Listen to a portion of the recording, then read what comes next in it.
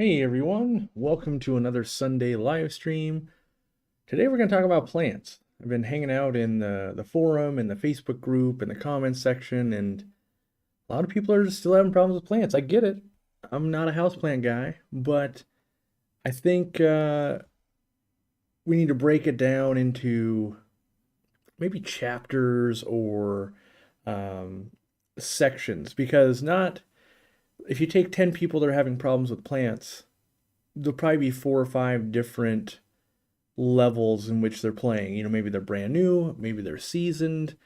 One person's got a tank running 3 months, another one's a month, another one's 3 years. And even though they could all be having problems that look similar, they're actually from different causes. That's a big, I think, a misconception that happens of like, hey, my plant is a month old in my tank and has pinholes, and my plant is 3 years old and has pinholes.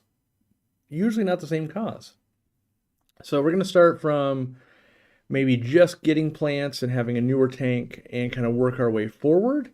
And I'm sure I'll forget a few steps in between, and that's what makes this subject difficult is that there's a million causes, there's a million other little factors, and even just from us all having different water, even that right there will cause your mileage may vary type of stuff. So, uh, the first thing I see, I would say, is that people buy plants and then in that first week to 2 week zone, they start struggling a lot. Now, usually there's a couple of factors. Now, one might be the condition you get the plant in, right? So maybe you ordered it online, maybe you bought it from a local fish store, maybe it was a cutting from another hobbyist. It doesn't really matter, but they could be in different states of stress, right? So maybe you bought it from us and it was the dead of summer and it was really hot and it was stressful in that plant. It didn't die, but it was a little bit stressful. Or maybe you bought a bunch plant. You've seen maybe a stem plant with a bunch of maybe a little bit of gauze or foam with a lead weight. Maybe you bought a bunch plant like that. And those typically are just kind of made at a farm where they grab it, cut it, band it, sell it, right? And so they don't have a whole lot of growth and they're in shock, right? And then maybe you got it from a hobbyist where it was grown underwater and it was just snipped and it's like, here's a bag of free stuff, right? And all of those kind of have different scenarios, but they're all still new plants to someone. And so you're going to experience different problems right from the get go from just even that, right? So let's say you're buying a plant online and it's went through shipping and it hasn't had light in 4 or 5 days, and maybe if it was coming from our warehouse, it's used to medium to high light with CO2 injection, with a moderate pH, right? And maybe your aquarium has the opposite of all of that. So now it's got two stress factors of it went through shipping and hasn't had light for 4 or 5 days, and then also different parameters, right? And so what you'll see in this scenario is you're going to usually plant this plant, whether it's in the pot that it comes in or whether it's, you're going to take it out and you're going to plant it. And you're going to find that some leaves are going to die back, especially delicate plants, the leaves can die in transit. What you're hoping for is a good strong root system. That's what you're really buying when you buy plants, is the root system. And so if you have a decent root system, usually you can carry that plant forward, right? But a lot of plants are going to be in transition. And so that might mean the top half has been grown underwater and the bottom half has maybe been grown out of water. And it's not that they grow that way at our warehouse or anything like that, but they start a journey. And the journey is at a farm, they're growing up out of water because there's no algae and it's just they take up less space and the light's easier to get to them. So they've got all these things on why you'd grow them out of water at a farm. But then they arrive at Aquarium Co-op, let's say, and we're going to put them underwater because we want to start growing them with underwater leaves for you. And so they're going to get light, they're going to get CO2 injection, and they're going to start putting on the leaves that you would expect to see long term in your aquarium. So that's why they have these two different modes of growth. Not all plants do this, mostly stem plants, whereas, Anubias don't do that. But swords and crypts and stem plants, they're all going to have these immersed and submerged grown kind of form of leaves to them. So you've got this, it's in your aquarium. You're going to watch the ones that were grown out of water. They die back. They're not used to being out of water. So they start melting back. And the first question I get is, should I cut them off? And there's two camps here. One says, I don't want any more resources being spent to try and keep that leaf alive. And the other camp that I'm in is that leaf that's there, it's dying because it's consuming the energy in the leaf and supplying the plant. So I actually view it to be beneficial and don't cut them off. I like to see them stay there and help guide that plant in that transition.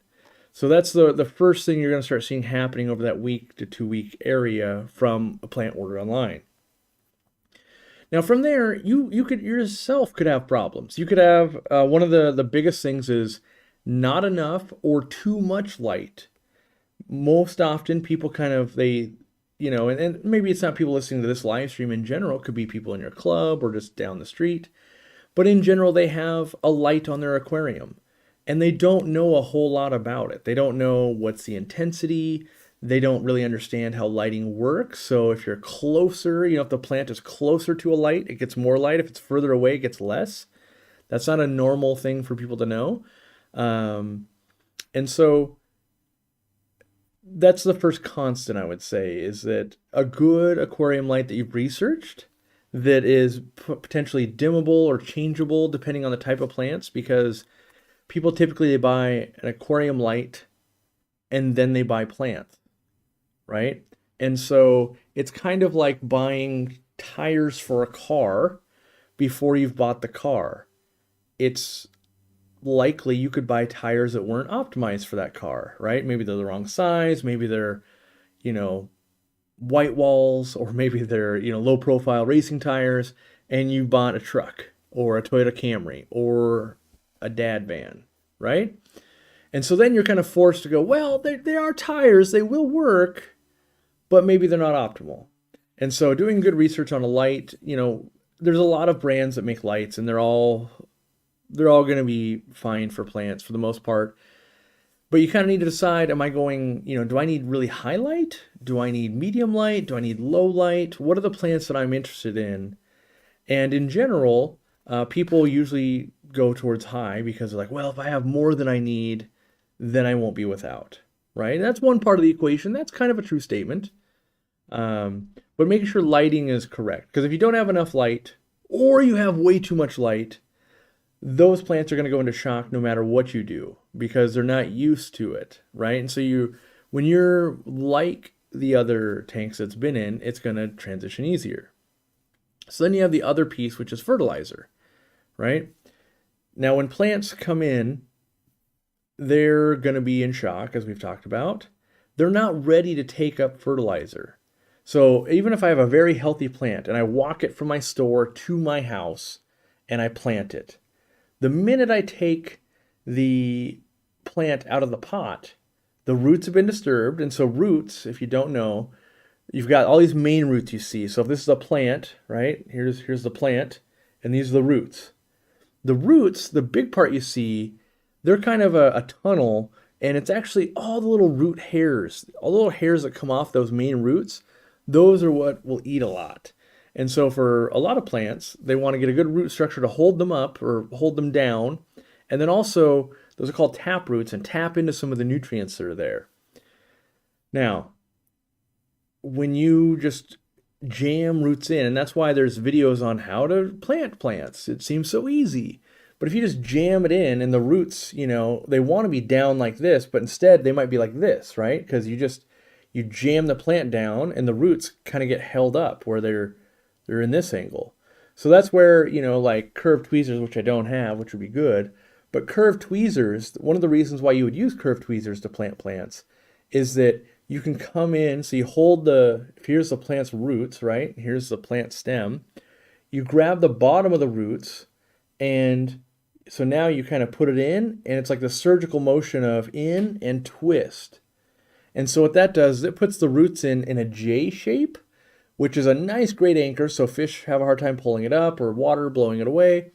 And then also the roots are facing the right way down to continue to grow, instead of if you just plant a plant with your fingers, the roots are kind of trying to stick up and they're not going to tap into nutrients, right? Then you also have, stem plants and other things that want to feed from the water column. But again, we've established that if a plant is this big, maybe half of it is used to growing out of the water. And when a plant grows out of the water, it only gets nutrients from the roots. And then that top half can start utilizing water column fertilizer, but it takes, what we've seen is 5 to 8 days for a plant to come into a tank and be ready to start using fertilizer. And so there's going to be that lag time. So if it was living in, in a warehouse somewhere, it shipped for 4 or 5 days. Now it's been another 5 to 8 days. So it might have been 12 days without food and light. Well, 5 days with light, 5 without. But so you can see how it's going to, struggling. And so if you don't have the right light and you don't have fertilizers kind of available, usually it just isn't going to make it. And you're going to watch plants peter out and die out. And we watch this happen all the time. And we try and educate, as much as we can, but it's a very difficult situation because one good light for someone is a terrible light for someone else, depending on the size of an aquarium. And I'm going to do a whole video and try to help people understand this and try and get everybody on the same page so that they can find the help they want. Because that's really, when I'm looking at, our Facebook group or something, and someone says, my plants aren't growing, do I need a better light? And then 26 people chime in with different lights, different manufacturers, different intensities. Make sure you have one that's only on 6 hours. This one says 12 hours. That one says 8 hours. And I think an aquarist asking a question, when they get 26 different answers, and each answer says, this is how I do it, that actually doesn't help them get to the correct answer, right? So, it's kind of like asking, what's the answer of 2 plus 2? And you get 26 different answers. And then you don't really know how to do the math problem and get the right answer. And you don't understand how the answer can be, like 4.5. Oh, well, we dropped the decimals and all of that. Like it's not intuitive. So that's, mostly the first struggle you're going to run into with ordering plants online. When it's a bunch plant, from like a local store, you kind of run into the same problems with those bunch plants. As I've always called them, even before I owned a store, they're buy and die plants. And that's because when you're buying them as a store owner, your whole goal is to buy them and sell them before they die in your aquariums. It's not that the plants won't ever live, because they do, right? It's that in that bunch form, right? In that bunch form, if they stay there too long, all the stems rot and they die. And so it does work. Think of them kind of like fresh flowers. If you get them on a Friday and you give them to the person, they're still good till maybe Monday or Tuesday, right? But if they're sitting at the shop and no one's buying them, by Monday or Tuesday, no one's going to buy them. So you got to throw them away and get a new batch. So then you can sell them again, right? And that's what happens. And so if you're getting them too long in the cycle at that store, you're really going to struggle. So if you find out they have bunch plants, they're usually very cheap, right? They might be $3 to $4 per bunch, or 5 for 10, or whatever it is. Anything to get them out the door usually. If you can find out, they come in on Wednesdays, you'd be really good to buy them on Thursday mornings. And then you take them home, you get them out of that bunch, you plant each individual stem at about an inch apart, and hope for the best. Now, do know that most all stem bunches like that will be grown out of water and have no underwater growth. So a lot of melting is going to go on. A lot of those leaves are going to die off. They won't have roots yet, or very little. And so do know that while it's very cheap, it's that way because you're doing the lion's share of the work to try and get that to thrive. And so again, we want light and we want fertilizer to these things as fast as possible. I actually find if you're going to buy bunch plants, floating them. Unbunch them, let the loose stems just float on the top of your water. They'll get the most light. When they float, they have the natural tendency to make roots at all the leaves. And so you'll get this really weird looking plant. But now you've got all these roots that now you can finally plant that in. Because if you take a stem plant that doesn't have roots, you're basically, if this is the stem, you're just going to jam it in the gravel and hope that it sticks. Otherwise, it lifts out, right? And so, again, curved tweezers will help you. If you can get that J shape in there, that's more likely to hold itself in the substrate. And then hopefully it's going to start growing the roots. Now, if you experience that it's just rotting off and floating again, that's usually a sign of maybe not enough light or the plant was too damaged before you got it. Someone did ask for the root hairs I've been talking about. So those are the tiny little hairs that come off the main roots that we see. Is sand or gravel better substrate? In my opinion, a coarser substrate is better. So that gravel, because it allows the roots to kind of navigate through it. Where this is why I personally believe that one of the reasons plants struggle in sand is that the root hairs, it's so compact, it can become so compact the root hairs can't expand. So they're kind of dwarfed or stifled. Now there's other issues with planted substrates as well, sand substrates, in that they're so compact that water flow's not good, and then fish poop and other, root tabs and stuff it's not allowed to expand. So I believe it's a twofold process on why sand doesn't work as well for plants. And then the third situation is maybe a local club or a friend gives you some plants. They're underwater grown, they're trimmed up. Here you go, right? And you can take those home, and those are great, except they don't really have roots. And so you need to grow roots. And I recommend floating them. You obviously still have to have the appropriate light. You still have to have nutrients in the water.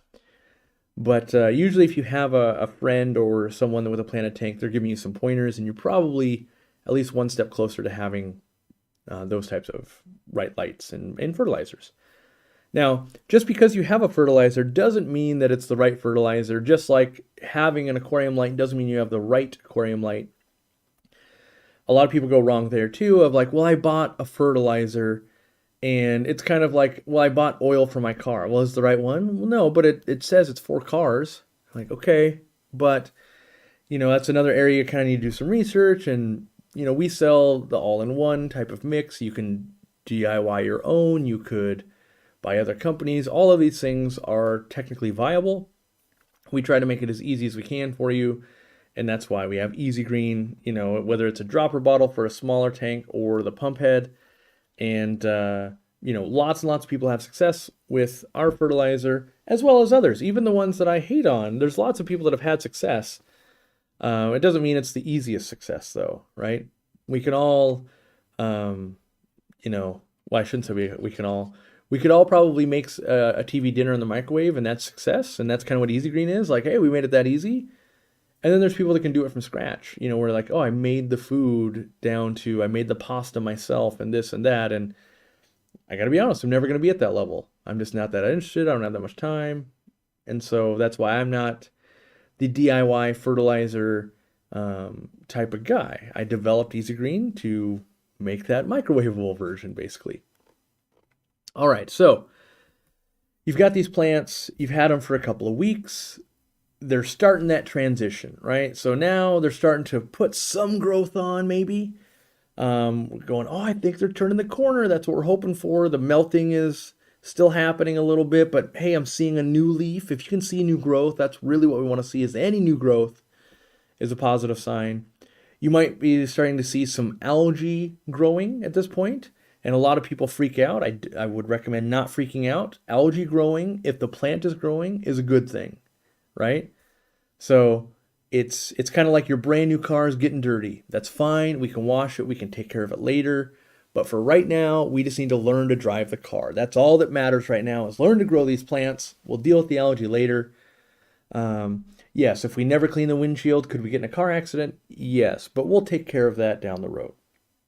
So we're working on watching these plants. That's really all we're doing, is watching the plants, studying them, making sure, like, do I think it's getting enough light? I'm not going to move it right now because I already planted it once, but it turns out, yeah, this plant's getting too tall and shading that one.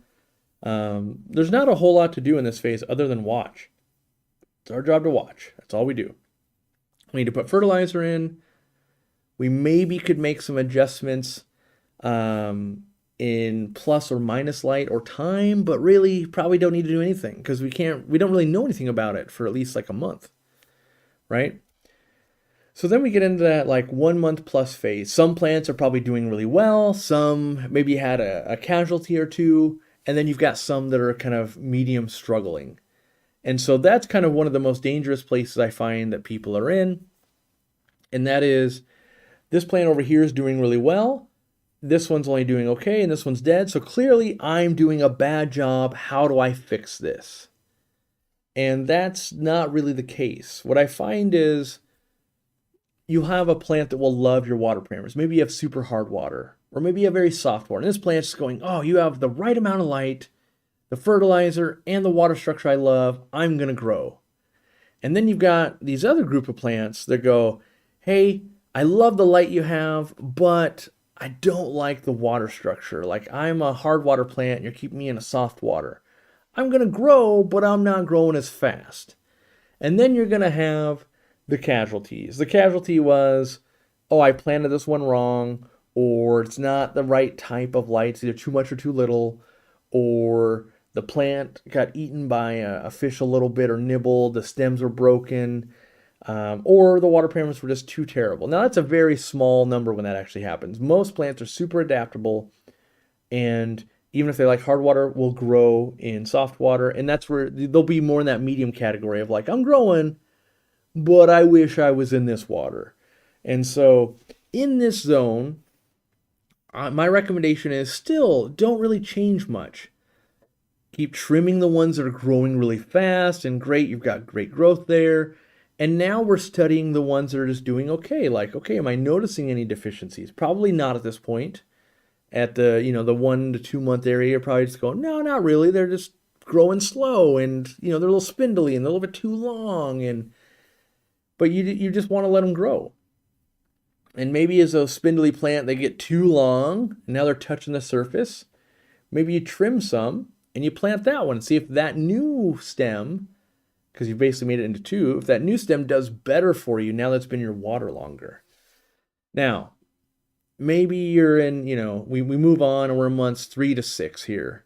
And maybe you're going, that red plant I bought just isn't really red at all.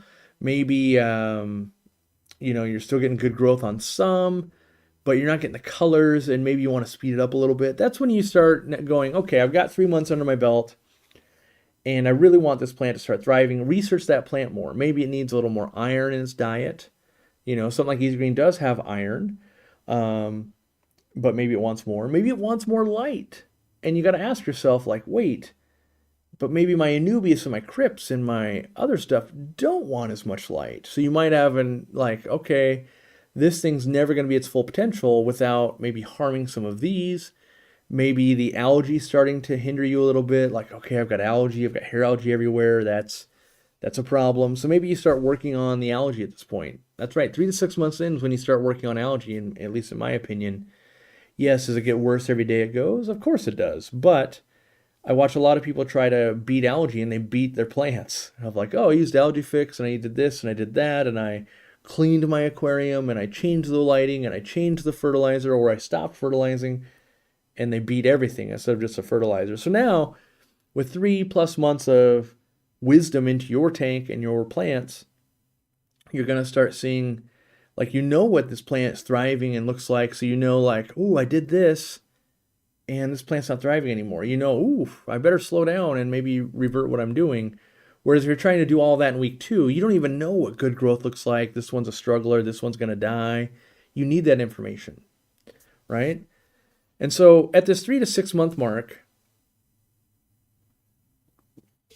this is also a lot of times when you'll see that you will start getting some deficiencies. Like maybe the plant that's growing like gangbusters over here is using up all the fertilizer, and so the middle plants are struggling. Now, the ones that kind of died have just died and they're gone. They're out of the equation. But what can happen, starting at that kind of 3 month mark usually, plants are growing, the whole 3 months you were just going, oh yeah, I put in, we're just gonna use a ridiculous example here, and I put in 5 drops of fertilizer a week. That works great when all the plants are this big. But now that all the plants are twice as big, right? Or maybe your best plants are twice as big, and your group that you're still figuring out is not twice as big, but is a bit bigger. Now, if you just put 5 drops in, that's not enough. If these plants are twice as big and these plants are 30% as big, really you should be putting in more like 9 or 10 drops per week. And so that's where we want to, at least if you're using Easy Green, we want to monitor the water conditions of nitrates, and we want to keep them between 20 and 40 parts per million. Now, a lot of people, when you read articles, they're going to say, keep nitrates at 0. That's great wisdom for fish, but not for plants. Plants need food. And the easiest way is to track nitrates with Easy Green. Now, there's lots of other stuff besides nitrates in Easy Green, but it's really easy to test for nitrates. So that's why we focus on that. If you have 20 to 40 parts per million in your water, maybe you're using like a test strip. Is this ammonia? Of course, it's ammonia ones, but you're using test strips, and you dunk it in. You go, hey, I've got 10. You should dose some more. If you've got 40, don't do anything, right? Now, if you have 20 and it's the beginning of the week, dose some more. Now, if it's 20 at the end of the week, that's kind of going to be the same thing, but 20 at the end of the week lets you know, like, hey, that was probably good. If I start the week at 20, I dose more, and at the end of the week, I'm at 20. That's exactly the level you want to be riding. Now, the problem that people run into in this 3 to 6 month zone, so the first, 2 to 4 weeks we spent just getting the plants used to living in your tank. Now we're battling algae a little bit, and now we're getting some good growth and some mediocre growth. In these next 3 to 6 months, if you fix the algae and your plants are growing more, you have to keep an eye on the food. If we don't, we're really going to start running into deficiencies of pinholes, and leaves are dying back, and your Amazon sword that was doing really well in month 1 because you put a root tab under it, by month 3, big leaves are starting to die back, and then it makes a new leaf. That cycle is going to keep going because it probably wants like 6 root tabs now. A thriving Amazon sword will start getting to the point where it wants 3 to 6 every month, right? So you got to watch out for this, and you got to feed appropriately. And this is where most people I find go wrong. If they can get over the hurdle of the initial planting, in that 3 to 6 month, all chaos breaks loose because they're just doing what's worked. Hey, I put in the 5 drops each week. I do my water change each week. I've had great results for the last 3 months. Why would I change it? And for the new car thing, someone said they like this car analogy. It's kind of like you're hitting the 100,000 miles, or maybe it's the 30,000 or the 60,000 miles, and you're not doing the recommended maintenance, right? You just blow right through it. You're going, hey, the car works great. I do nothing. I don't do oil changes. I do nothing. And if you do that, eventually your car's going to break, and you go, wow, that was expensive. And that's kind of where we are with an aquarium, is like, you need to be checking up on it. You need, like, oh, there's going to be a service coming up. Unfortunately, I haven't been able to crack the code on, at 3 months, increase your Easy Green by 20%, because anubias grow really slow, so do crypts, whereas stem plants grow really fast.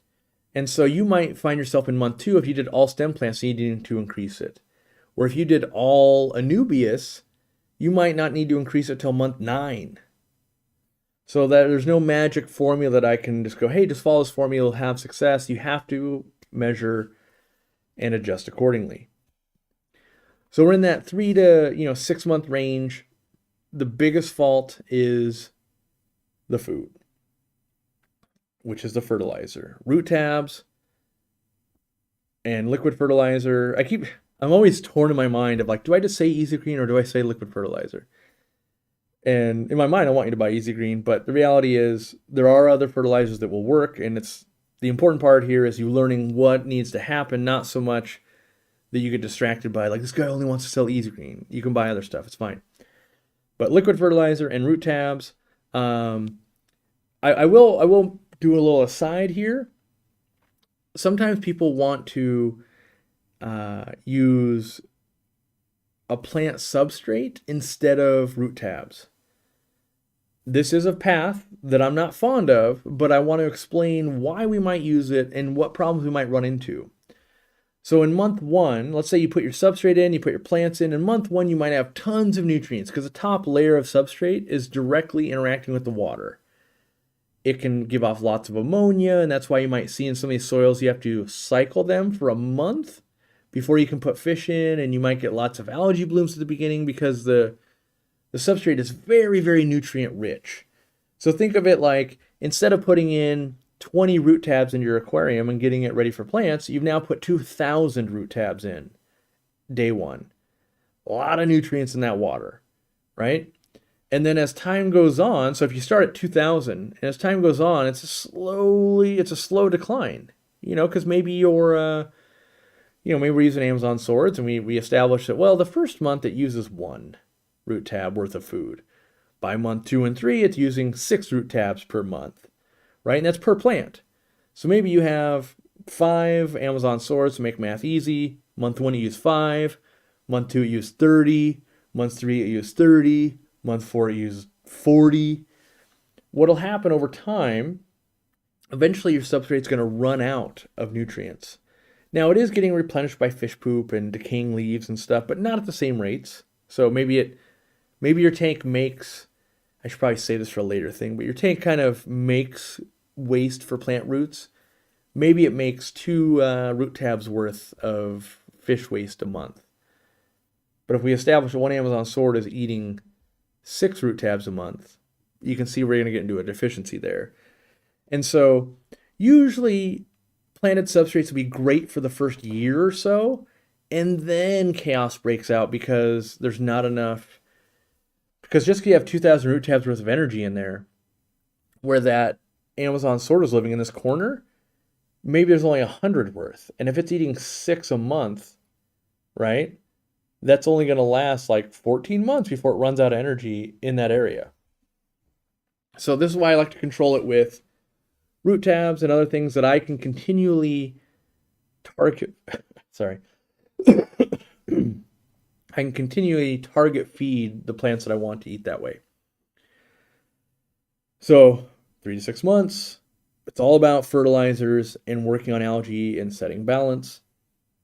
And then usually what happens is anything after that where we're getting problems in the planted aquarium, it's unbalance or imbalance. And that could be we're getting lazy on water changes. We used to do them every week. Now we're in the hobby for 2 years and we do them once a month. Could be that we were on vacation and we were using an auto feeder. Could be we changed foods. Could be that we did a big trim. So that's the other part I haven't really talked about yet is at maybe 3 to 6 months, all your plants are huge. You're getting in there and it's like, it's Saturday or maybe it's Sunday, right? Because Sunday you're listening to the Aquarium Co-op. This Sunday is the day I'm trimming all my plants. They're out of control. It's a jungle in there. And so you get in there and you trim. Make sure you adjust. If you take out 50% of your biomass, so 50% of your plants, you get trimmed, you don't need as much easy green, right? Because we know plants grow, and if we cut them, plants go down. And we need to adjust fertilizers. If we don't, you'll do that big trim, and you'll get a massive bloom of algae.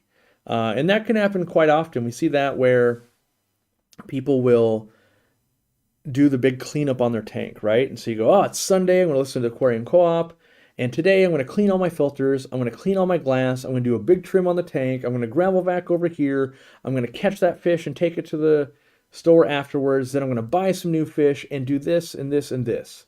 And all of those things together disrupt the balance on your aquarium by a lot. Now, any one of those things probably didn't matter that much. But all of those things in totality can make a big shift. Now, there's lots of other things that are happening in your aquarium in this 6 month and on scenario that we don't think about all the time. Lighting is getting worse, right? And you might go, why? Well, there are some things of like an LED light, just, I'll tease you guys a little bit. The Aquarium Co-op Easy Green Light, Easy Plant LED. All LEDs degrade a little bit, very slowly. They're slowly getting worse. So just over time, a little bit less light's happening. we actually don't even really need to worry about that. Again, one factor, plants will adapt. What usually does happen, though, that people forget is that water is getting spritzed up on your glass light or your LED. You'll grow algae. You might have water stains and stuff like that. And all that's going to block some of the light. And so we might find at 6, 9, 12 months, whatever it is, you need to get in there and you need to clean the glass top or the light because it might be reducing the light by 30, 40% now, right? Or you've got plants that have grown up above and too big and now they're shading other plants. Or you've got way too much duckweed or other floating plants. All of these things contribute to changing the balance in your tank. And over time, we get bored. That's just what humans do. We go, hey, that was really good for the first year. I got it perfect. It was running really good. So I started tank number 2 and tank number 3 and tank number 4. And meanwhile, you're now only dedicating, 10 minutes a week to working on your planet tank. The balance slowly gets more and more off each week until it starts crashing. And you have to get in there and do drastic things of like, oh, geez, I had a bunch of algae and the plants look bad. And I forgot, Planet Goldie says, is there a solution for people that hate adding root tabs or always forget? We're forgetful humans too, right? So that's usually what happens long term. There's no secret sauce. There's getting distracted. Think of it like you're cooking in the kitchen. You got distracted a little too long. Whoop, these are a little well done. That's just kind of how some of that stuff can work. Now, what is the solution for people that hate adding root tabs or are forgetful? I'm kind of one of those person. I'm lazy. I just put a lot in. When I do it, usually like I'll take, like maybe I have a 40 breeder and I buy the 60 pack? I'll just put all 60 in. And you can't really do too much. There's always too much, but as long as the root tabs are at the bottom of the aquarium, so you want to push them down so that they hit the glass. And ours, so one of the reasons I made ours the way they are, it's got dirt and clay and minerals in it. Once they dissolve the gel cap, it's like adding a layer of dirt and minerals in at the bottom. When those tap roots get down and finally touch the bottom of the glass, they're going, ooh, yeah, here's what I was looking for. And they spread out and they eat.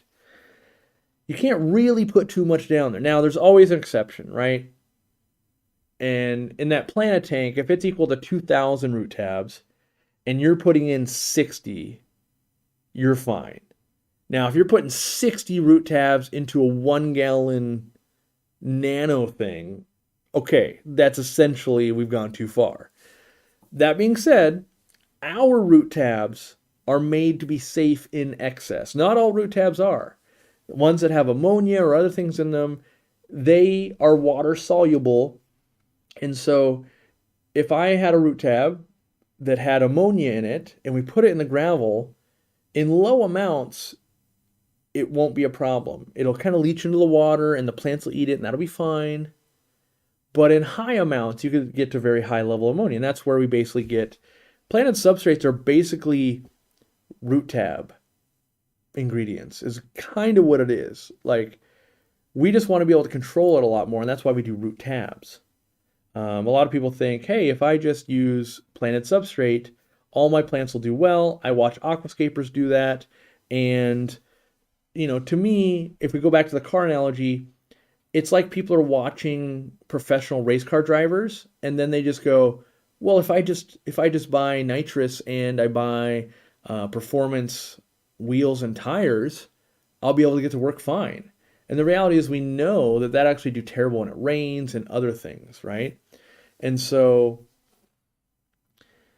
that's the same danger we run into with planet aquariums. We're watching these athletes or performers basically work with these things that are meant to be at a high level. And if we don't manage them at that high level, we're highly likely to crash.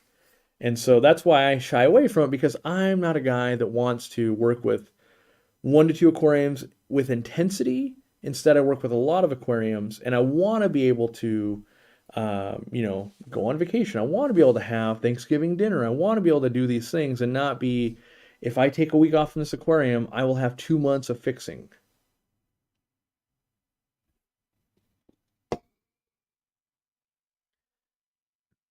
All right. Let me think. If there are any other situations I need to address there with struggling plants. I mean, I'm sure there's a million more things, but these are the most things that I run into, I feel like, is that it's plants and the lighting and the nutrients. CO2, well, one thing I'll point out is you notice how I didn't really talk about CO2 at all. And it's because most of our aquariums have CO2 in them. Well, not most, all of our aquariums have CO2 in them. It's how much do they have and do I run out? So there are times in which you could, you have a lot of plants growing, you're running out of CO2, adding a CO2 regulator would then, or not regulator, adding CO2 injection to your tank would then maybe fix a balance issue if you don't trim or do something else. So if you just want more, a CO2 system can help with more. If you're just looking for balance, you don't necessarily need to, um, get CO2. And if we're keeping with the car thing, in my opinion, CO2 is like adding more, nitrous or something to your car. It's a boost. Like your car will already drive and go fast, right? So maybe you're doing 150, and then if you hit the nitrous, you can go even faster. And in my opinion, this is how an aquarium is. You have CO2, you're growing plants, but if you want to grow it faster and more biomass and everything, you can add the nitrous system. And, you know, I'm going to do a tank in the studio that is going to use a CO2 system because one, I want to educate about it, and two, I want the look that I get from it. But I do need people to understand that this is a race car scenario in that I will probably have it going for 6 months to a year, and then I'll probably stop it because I won't want to, I don't always want to be driving at 200 miles per hour. It's a stressful thing. It's easy for something to go wrong. But I do want to play with it some and educate, and then I'll probably go, yep, and now we're discontinuing the CO2 system, and this tank will be different, but still enjoyable. In my new store, did I consider having a high-tech section or even starting my own high-tech line? No. Like, the fact that we're still having this conversation 10 years into my business on how can we get better information for people to keep plants alive is all the reason to not delve into how do I make performance race car parts. Because my goal is, I'm a driver's ed teacher. I just want to teach you how to learn to drive the very basics, and I want to get really good at that and develop programs and all the things that are needed to help you learn to drive and not take you to become a race car driver. Because I know from a business, there's way more people that just need to learn how to drive and less that need to become a race car driver. And two, by making half my business focus on race car drivers, we'll inherently get worse at driver's ed. So we like to focus on narrow things and try to do them to the best of our ability. Let's see here. Gotta go watch the last few minutes of the World Cup game. I think I might have overdosed Seachem root tabs and it caused a sulfur bubble in my substrate and killed all my roots. I don't know. I don't know that I've experienced that. You can build up hydrogen sulfide gas in substrates. This is another reason why I don't like fine substrates or things that will kind of clog up where like clay substrates like ADA soil, sands, you run into this hydrogen sulfide problem a lot more often. Whereas like a coarse gravel, rarely. I don't know if I'm trying to think if I've ever really run into it. I'm not sure that I have. Um, but sometimes it's the look or other stuff you like. I mean, I get it. Can too many root tabs cause algae? Kyle Morrison asks. Our root tabs, in my opinion, no. But Osmocote root tabs, where it's got a lot of ammonia, yes, it could. I'm sure I've never experienced with Seachem root tabs either, or APIs. I mean, I like ours better than those, but I don't think either of those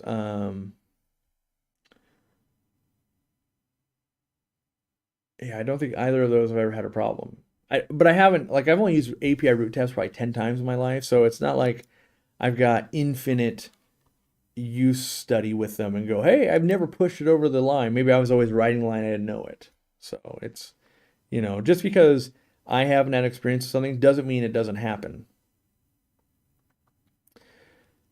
Let's see. This summer I pulled my 1995 55-gallon aquarium out of a barn and set it up. I didn't put the underground filter in, thinking it was old school.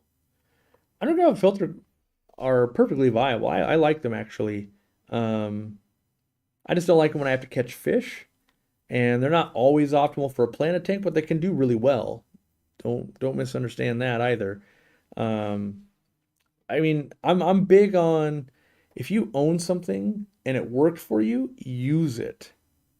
In a perfect world, we'd all drive cars that were in our family for the last 40 years. We just repair them and they work. And same thing with filters. Like if that filter worked well, keep using it. Whereas like, let's say your family owned a four-door vehicle for 4 people for 30 years, and now your family has 6 people in it. I completely am on board with like, yeah, you need to buy a minivan or something else that can handle 6 people. But if you still just have 4 people, short of it getting too costly or something, but there's no maintenance on underground filter. And a lot of our filters, sponge filters, even hang-on backs, the maintenance on one is like $3 a year of ownership. And so it almost never justifies buying a new one, but we like shiny new things as humans.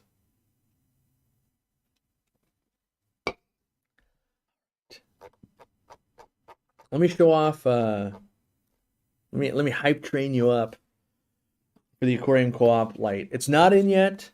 You guys may have seen that there's like riots in China right now. All of this impacts when the Aquarium Co-op light will be available. So I wish it was available a month and a half ago like it was supposed to. It was supposed to be like, hey, it's Black Friday, you should buy a light. Instead, it's like, hey, we're bad and we don't have it. But this is the box. It's super thick cardboard. Like this is chunky, like, I'm struggling to,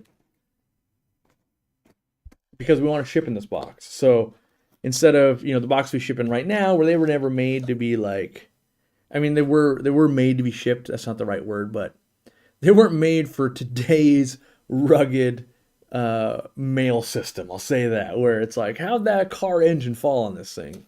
I mean, a car engine's going to destroy this too, but yeah. So a little bit of packaging. They get the QC. Each one gets quality controlled. You're going to get this 1-pager.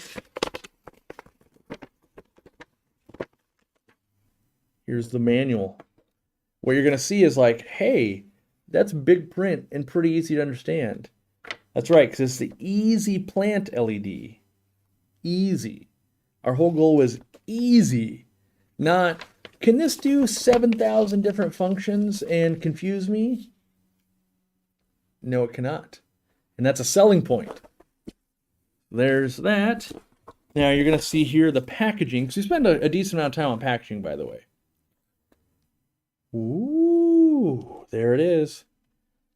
Comes in this nice little sleeve, just so, because we've taken all the knowledge we've gotten over the years, and what can happen if this light can move in here, which it can't, but if this light can move and it rubs against this, we've had customers say, you sold me a used light. And it's like, no, it was just sitting on a truck on a dirt bumpy road doing this, and it shook enough that it made the box look a little worn, right?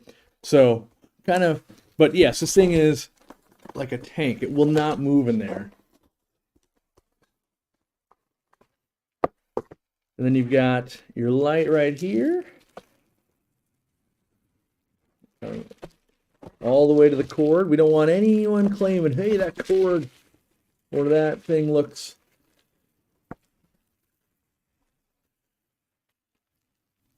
There's the light itself.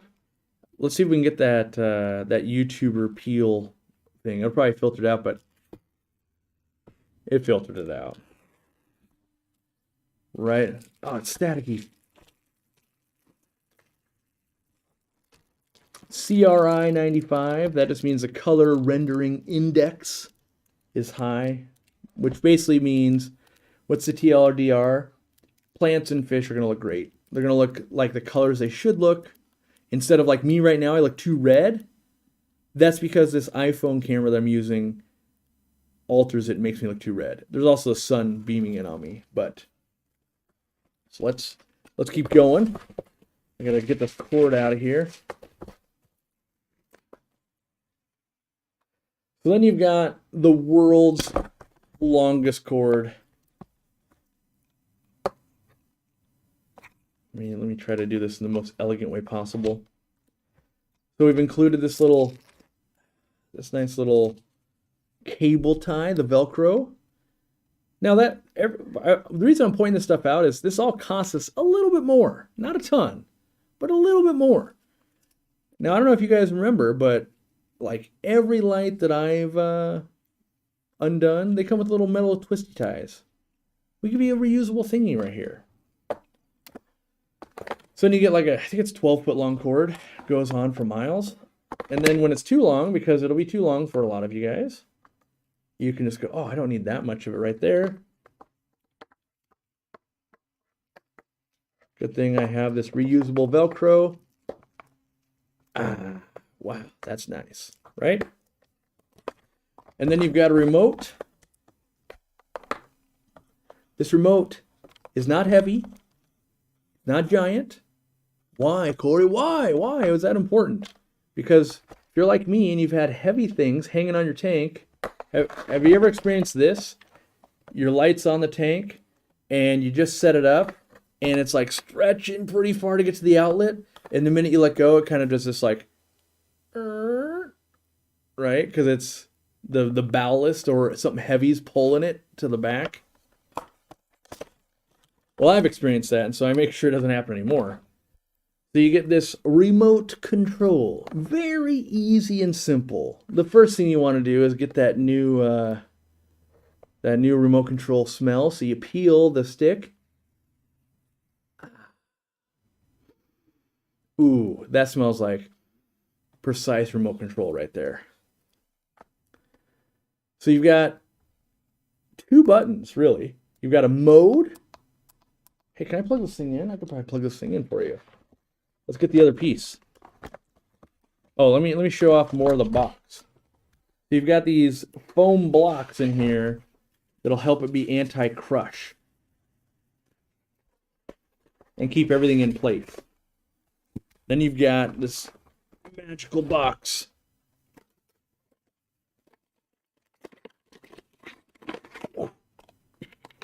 Comes with sound effects too. Did you hear that? Let me do it again.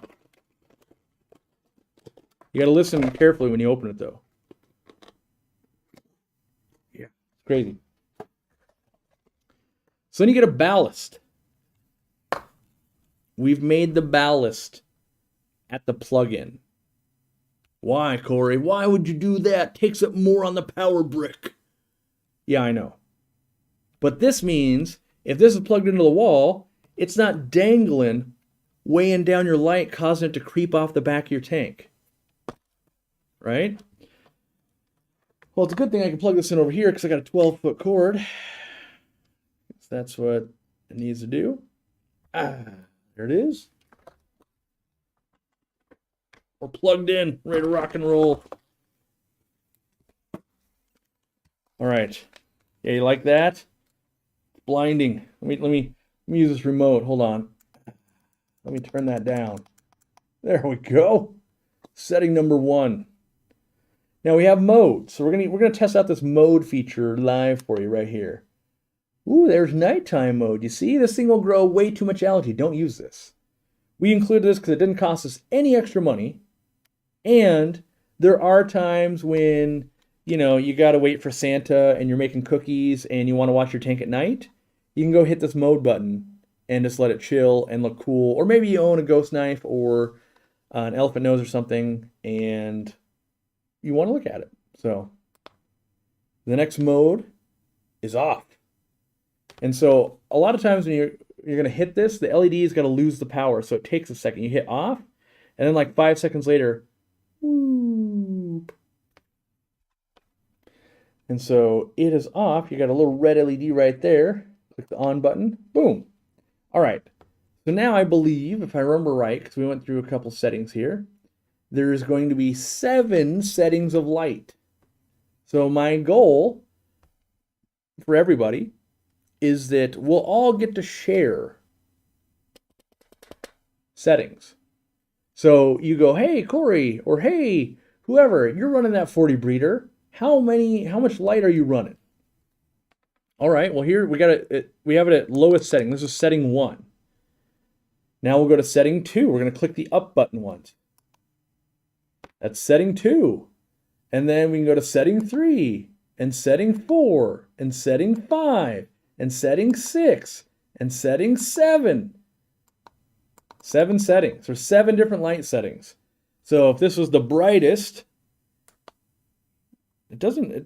on camera, it's not showing the dimming really well, but so if we go back, this is brightest, dim 1, dim 2, that one did a little bit, dim 3, dim 4, dim 5, dim 6, dim 7. Oh, I guess only 6 from, but there's 7 settings. Do the settings reset with a timer?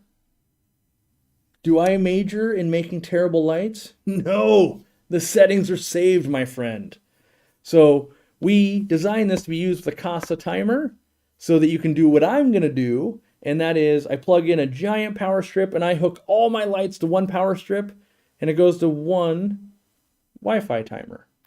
So one button click, there come 12 lights. One button click, boom, there goes 12 lights. Can you dim the blue nightlight? I've never tried that. Let me see. I never in my mind thought, I wonder if I could dim that. Let's see, can I do it? No. Wait, I lied, you can. That's even a feature I didn't even realize. I've never in my mind thought, yeah, let's dim the blue light. Because I was like, yeah, it's blue or not, I don't even. We honestly almost cut the blue light. I was like, it doesn't cost anything, but I'm like, I'm not a blue light user. I don't know. Should I just start lighting my live streams this way? Have my face blue? I mean, I'm slightly embarrassed. I didn't know that I could dim the blue light, and at the same time, I never use this feature, so I was kind of like, all right. Makes sense. Whoa. Oh, that was the mode button. But yes, you can even dim the blue, which maybe I'd use it more, but I won't. I won't. I literally won't. Like I'm the guy I'm going to set this to the light I want for my aquarium, which would be like, oh, I want it there. And it's going to be my Casa Wi-Fi timer, and I'll never touch this button again until I do a radical remodel on the tank. So that's just the kind of aquarist I am. See? We judge lights based on how good I look. Yeah, I'm looking real good. So yeah, it's expected that you'll get this dimming feature because I know we're going to get customer service. Like it doesn't go off instantly. It's like, yeah, you got to take the power away. So the other thing to know, these things are more efficient than your average light. So what does that mean? That means it takes less power to make more visible light. Now, why? Why is that important, Corey? Well, if we use less power, these LEDs get less hot. So one of the things we cared about a lot, how hot is the housing going to get? Because I'm a guy that sometimes you got to reach and grab something from behind a tank or reach in your fish room and you got to adjust the air. And for me, there's lights that get way too hot and you do that and you're like, yow, that is hot. We want to avoid that. Other thing we got right here, extendable brackets. Oh yeah. So this is the 2-footer, is that what I got in front of me? Yeah. The 2-footer. Let me show you guys this. So the 2-foot light goes a little over 37 inches. What does that mean? That means upgradability. It means when you have your 20-gallon tank right now, and you go, Corey, it's been Christmas and Santa brought me a 40 breeder and I don't have another light yet. And I say, well, don't worry, friend. Now it fits your 40 breeder. You're still going to want to get a better or a bigger light probably down the road. But hey, don't worry. We got you covered. Instead of a lot of other brands that I've had in the past where you're like, hey, it's got a thingy and it like comes out to like here. And you're like, but it doesn't fit anything else. So this is the 2-footer. It'll fit your 29 tall. It'll fit your 40 breeder. All of those things. What's the main body made of? Ha! Ha! Glad you asked. Thick aluminum. So one of the things that we actually had to do, and delayed production, by the way, we had the body thickened. Why, Corey? Why did you thicken the body of this light? Let me tell you why. Because on the 4-footer, so the one that's twice as long, when we had it sitting and heating up and doing its job day after day after day, we noticed there was a slight bow. So at the bottom of this thing, it'd be like, oh, just a little bit whoop. And what my fear was, what does that little whoop look like 8 years down the road? Let's go back. Let's make them make thicker aluminum. And that'll do two things. Dissipate the heat a little better, and it'll made the dip go away. So, you know, it comes with a 3-year warranty. Don't worry, it's going to last longer than that, but we'll warranty it for 3 years because, you know, that's what other people do, and we can do that too. So the other thing that I really love, and I haven't got to show you guys yet because I don't have a good way, but if you can see, let me see if I can show you. It's going to be hard, but let me see if I can show you. So you see how my hand here is lit up really well? And how I'm turning this part towards the camera. Right there, in my opinion, that's what you don't want.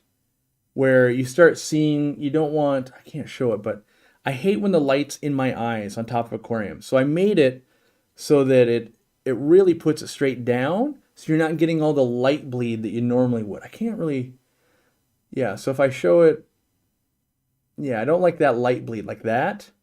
So we've made it so it really minimizes that and sits as snug as we can to an aquarium so that you don't get that. And Dean and I both love that, so yeah. Like a car, 36,000 plant mile warranty. That's right. So yeah, we're excited. Hopefully, in a perfect world, it lands sometime in December. In a non-perfect world, it's sometime in January. And I know a lot of people want to buy them. I've got a whole fish room waiting to convert over. We have a whole part of you guys have been asking, like, when's the store opening? And I want to set it up with all of our lights. So we need our own lights to even open the store expansion. Because it doesn't make sense to buy like 100 lights, use them for 4 weeks, and then what am I going to do with them then? Right? So this is the culmination. I was thinking about it. I think we started with our own light prototypes and everything in 2018. Went through different manufacturers, have spent tens of thousands of dollars just in prototypes.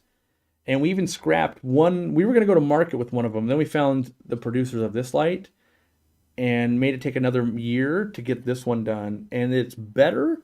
And some of you have bought our light, the previous one that was in the retail store, but that one never went to market. We said, you know what, let's scrap that and go with this one. It's a little better, in my opinion. Oh yeah, I didn't mention that. You can read it all on the website, but highly water resistant. I've had these, tested them underwater for 30 minutes, no problem. So yeah, I'll put that off to the side, and that was story time for today.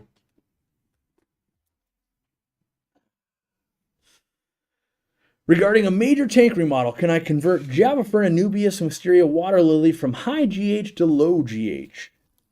Yeah, just do it over time. Not like it happens all the time in shipping. We kind of went over that at the beginning, but yeah. Would that light work for saltwater? Yes and no. So the problem is, will it grow stuff? Sure. Is it optimized for saltwater? No, it's not. And I don't want it to seem like Corey will tell anyone to buy that light.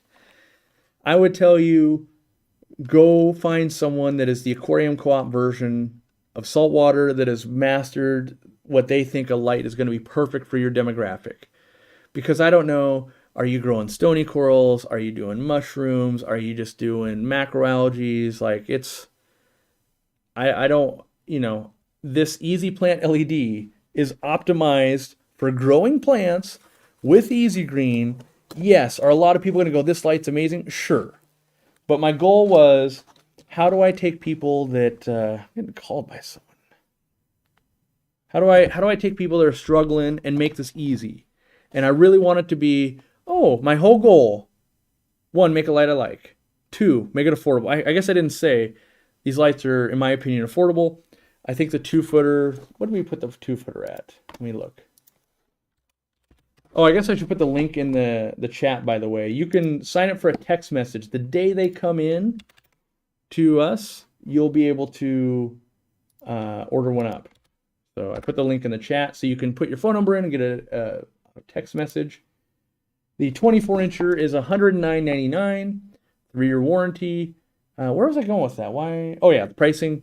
Yeah, so a light I like, keeping the pricing with all these features and the warranty and the water resistanceness and all that. It's also brighter than comparable lights. So these lights are brighter than any of the ones we sell on our website currently. And yeah, I forgot. I lost my train of thought when I was telling you guys that you could get a text message when we drop them. Candy's been linking it. I've been missing it. So, good job. Yeah, okay. I think I'm done with that. I don't know where I was going. Did I miss any of the... Let's see. Optimized for plant growth, 3-year warranty, highly water resistant, adjustable light intensity, easy to use inline remote, and extra long power cable. That's right. That's where I was going. My whole goal... Didn't even get to the whole goal. My whole goal was... I have this size tank. I want people to be using 3 parameters to help each other. What size tank? I guess it's going to be 4. What plants? Easy Green. How much are you putting in? And what setting on the Easy Green light? So imagine that you can just ask your friend, hey, you're having really good luck with Scarlet Temple. Oh, you're using the Easy Green light or the Easy Plant light. You're using Easy Green. And what size tank? I can match that. You're much more likely to have success. Doesn't mean you will, because you could have different water. You could not have a green thumb and all of that. But yeah. So but the goal is I want to create a community around, hey, I use the Easy Plant LED at a 5 setting with Easy Green and I get these results, and someone else goes, yeah, me too. And then now we can build kind of a matrix for people. So why do plants die? Usually a neglect of light and fertilizer, which means just neglect in general. All right. You don't need an app? That's right. Customer service will tell you the app has just been an absolute nightmare over the last 5 or 6 years. There are many people that have struggled with technology. I don't even know how many tens of thousands of dollars it cost us when Fluval updated their app, and while updating it, if you had any disruption, it would break your light.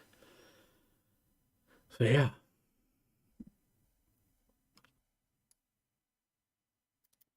Specs on the light on the website when using Super Zoom to read is blurry. Yeah, we're not done with the light description yet at all. It's been noted that, we need to optimize. This is all... The problem is, until about 2 days ago, we didn't even have like a lot of these. So more pictures to come, more graphs. I know that I think it's Zenzo or Irene is actually working on new graphs and graphics and all of that. And the goal is to hopefully have it done by launch. I also... Hold on, I gotta look at this. I also need to do a video and some other stuff. How does our light already have a review? I saw the video and it sounds like what I need. I'm going to order as soon as they come in. All right, fair enough. That's right. That's a 5-star review on a light that's never even launched yet. I mean, I expect them to get good reviews. I really hope so. And we'll know what we did wrong in about a month. Until then, we're living in the bliss state of like, this is our best thing. It's kind of like we worked the last 4 years on a report or something, and now the teacher is going to grade it, and then we go, oh, I got an A-. What did we miss? What did we do wrong? Ooh, okay, we'll address that in the next version. Why is a light under lights and heaters on the website and not under the easy lineup? Mostly because the web team thinks the easy lineup is a good idea, and I think it's terrible, and I've never thought to put it under there yet. It'll probably live there at some point, but in my opinion, the easy range and easy lineup type of way of having products is not the best way to display them, and instead I think it's more intuitive for people to go and either A, I want to see all the Aquarium Co-op products, or B, I want to look at lights and heaters and that kind of stuff. Whereas people that aren't in our industry just go like, yeah, but why wouldn't you just do it this way? And it's like, yeah, because if you're a customer that doesn't know Aquarium Co-op, the easy range or easy lineup means nothing to you yet. So yeah, at some point we'll get better at our job, but I've only got so much time in the day. Do you put the light in the middle or near the rear? I try to run right in the middle unless you've got a glass top with the hinge right in the center, and then I tend to run it right behind that because I always want to be able to open my top and feed. Otherwise, maybe we'll show you how to make some custom tops, or you just remove the hinge too sometimes. Yeah, my Xmas present. Trust me, we really, really wanted these lights to be here by kind of Black Friday, promo them, get people to buy them. People can request them for Christmas. Now I can't even guarantee they'll be here by Christmas. So it's really hard for me to be like, go ask your family or your significant other to get an Aquarium Co-op light for Christmas. Meanwhile, I can't even guarantee they're here yet. Oh well, we try as hard as we can, and we're still trying as hard as we can. There is a chance it'll happen. We can't predict like, oh, riots and other stuff. It's like, oh. So we'll just have to make do.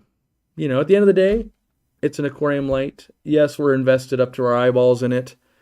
And it's, making this tax year really difficult and awkward. But we're confident in that most people will like the light. I was going to say everyone, but you can't please everyone. Most people, I think, will like it. What's my opinion on Pandagaras? Fun little fish to keep. I think they look cool, too. New year, new light? That's right. Aquarium Co-op, are you going to have your retail stores sell the lights as well? Well, that's not my decision. They will be available for stores to sell, and I think many will because we've made it, well, in our opinion, we make the best light that's going to be on the market, and 2, they should be able to make decent money and all that, so. Is there going to be a launch promo? Nope. I kind of want to talk about that, and I wasn't going to, but now it's perfect time to. So we just don't do discounts. We haven't, I saw it, I think my wife showed it to me, it popped up in 2018. We haven't done discounts since 2018. And I've just taken a new stance, and the new stance is if we can afford to give, like let's say, I've seen some of my competitors, 18, 20%, all that kind of stuff. If we can afford to give 20% off for Black Friday and Cyber Monday and Christmas and we're all so used to it, right? Like the sales got to start like mid-October so you can beat the rush, and then all the stuff that's sending you stuff this weekend is going to say like Cyber Monday deal, and they're like, oh, don't worry, we've extended it. We need your money real bad. All of this, showmanship. And I think where we're going to win long term is that we just run it at the 20% off all year round. We don't make you find a discount code. If we can lower the price, we do. That's just what we do. And so it's counterintuitive because we don't get the big boom in sales because we've discounted everything by 20% off this weekend or anything. But it's easier on our employees. They don't have, a hell week. And at the same time, we don't have to artificially inflate our prices knowing like, well, you got to inflate it so then we can discount it. And then you're just the person that accidentally bought it the week before we put it on sale. And then if you didn't reach out and ask for a price match, then you just get taken advantage of. My whole goal is like, look, this is the price, and that's the price. And if we're gonna give away margin, let's give away shirts. Let's do extra stuff. Let's give away memberships. Let's do all these things we could do, but yeah, we don't want to play the game. Yeah, it's like saying let's increase the price 20% and then do a 10% promo. Yeah. I don't know if you guys have noticed this, but our prices have gone up very little over COVID. Most times we're forced to, like Extreme Foods, we're forced to. I can't not sell at MAP. But on a lot of the Aquarium Co-op products, I think the only one off the top of my head I can remember, the only one, brine shrimp eggs went up in price. But like everything else, we just found a way to keep the price the same. Let's buy in bigger bulk. Let's do more stuff. And so, but that didn't, we probably, as if we're a traditional company, let's raise the price and then we can discount it. A lot of people live by price it high. We can always lower it. We can always put it on sale. We're trying to just do, hey, we're even keeled, slow and steady. This is what the price is. Leave it there. Let's give away stickers. We did lower the price. When we stopped giving away stickers, we lowered the price to half, which unfortunately made some other people angry. I didn't know that till like a few weeks ago. You're ruining the sticker market. Okay, I was giving them away for free before. I don't know. Matt West, that's a good point. There is a 5% member discount if you can give your YouTube member, or if you sync your YouTube membership. That's right.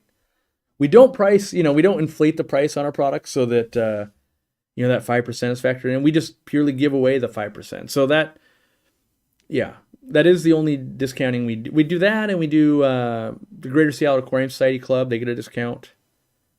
I think that's it. Clown Pleco on a 20 high? Yes. I think that'll work all right. Stickers are useless. Let's add them to the don't get the free sticker list.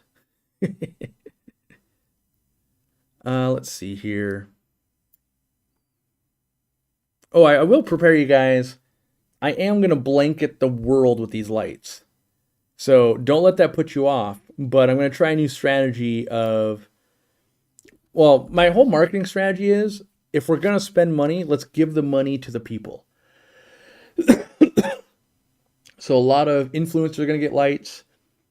We'll probably try to give some to clubs. We'll probably try to give some away. But a company of our size, it would be normal to be like, hey, you're launching this giant product. It's really important that everyone knows that we've launched it. And, maybe a big company would spend $50,000. Now, we're not that big of a company, but maybe we have $10,000 or something we're supposed to spend on marketing it. And so I'm going to try to find ways of like, well, maybe it could be raffle items at conventions and club events and put them in YouTuber hands. And one thing we are doing, so we don't do promo discounts, but if you guys want to be ahead of the curve, we're getting it all ready. I was proofing some last night. We're going to be giving away $500 gift cards. So if you were part of the Facebook group, I asked everybody what they would spend $500 gift cards on. And what I was trying to do is try to figure out, should I give away a gift card or should I put a package together? Like, oh, we're going to give away a light, a regulator, and plants, and root tabs, and easy green. And like, should I pick the $500 worth of stuff? Or should I do a gift card? And the responses were so varied. Some people said I'd buy lights for all my aquariums. Someone said I'd buy just all plants for my aquariums. The next person said I'd buy all sponge filters for my fish room. And that helped me define, okay, I just need to give away the gift cards. And so what we're doing is, if you're on our newsletter list, right? So it's free, completely free. As long as you're on our newsletter list and you're opening a newsletter, I think it's at least once every month, you'll stay on the list. And then every month we're going to randomly draw winners. I have to see how many winners we're drawing. I think it's 2 we're starting with each month. And our goal is to do that for a very long time. So if you went and signed up for our newsletter today, you'll be entered in December. And as long as you open up one of our newsletters in December, you'll be entered in for January. And as long as you open up one of the newsletters in January, you'll be entered for February. And the goal is that hopefully you'll like to read our blog articles and our communications. And as a reward, we'll give away the money, right? Because a business our size should be giving that money to Google and Facebook and basically trying to get you to buy stuff. Instead of trying to find new buyers, I want to flip it on its head and go, let's reward people that are already following Aquarium Co-op. And so you don't have to be a purchaser. You do have to live in the United States. So I'm always apologizing for the rest of the world. I apologize for that. I'll find a way someday. But you don't even have to purchase. No purchase necessary. You just have to be plugged in with us. That's all we want. Be plugged in and do what we can. When is Aquashella? I don't know. Currently, I don't know of any dates. This is kind of a trend with Aquashella, though, that we'll probably know a lot more like January 1st or something. I don't know. They work so hard to get the 3 events done in a year that there's like a little bit of lag time, and then they announce like, here's the next 3. So let's see. Is there larger quantities of Easy Green like a gallon or bulk size? Full transparency, we're making one for our retail partner stores, but we don't have one for customers. Let me explain why. We have had bigger containers in the past. What we have not been able to solve is a way to ship them efficiently. It's not even about money. They break way too often. You remember when I talked about that car engine landing on a light? When that big heavy thing lands on the Easy Green and explodes, we've tried different caps, we tried taping it, we tried bubble wrap, we tried from a gallon to a 2 liter, we tried so many things, and the failure rate is above 5%, and we just don't do things that are above 5%. And it was more like 20% or something, so it was really high. And after like 2 years of changing packaging and changing styles, we couldn't. Now, why does that work for retail, Corey? That seems like it's not fair. We're shipping a different method, much bigger boxes. There's no plants mixed in. They're not even shipping the same mode. We don't ship them in an airplane. They mostly ship on the ground, right? So there's all these things that are different. And so if we find a way to do that in the future, we potentially will for sure. Also, I don't think there is a way to... The biggest thing we had is with all those technology things we were trying to make it so it didn't explode, it wasn't any cheaper. So, and when I found out it wasn't better for the environment, like it's like basically the same amount of plastic if you buy like 4 Easy Greens as opposed to the bigger container of Easy Green. So it wasn't helping the environment, wasn't really saving people money, and it was costing us money, and I still haven't found the perfect way to do it. So, I don't want to become a company like Amazon, where you order something and half the time it broke open. Not half the time, but too often it breaks open and you got lotion or shampoo or whatever. Like one time I had chainsaw oil because I went to my local place, they didn't have it. It's like, all right, I'll order it online. And then I had chainsaw oil everywhere. So I'm trying to make sure we don't, it's important to me to try and do right by the environment where we can and make moves slowly but surely.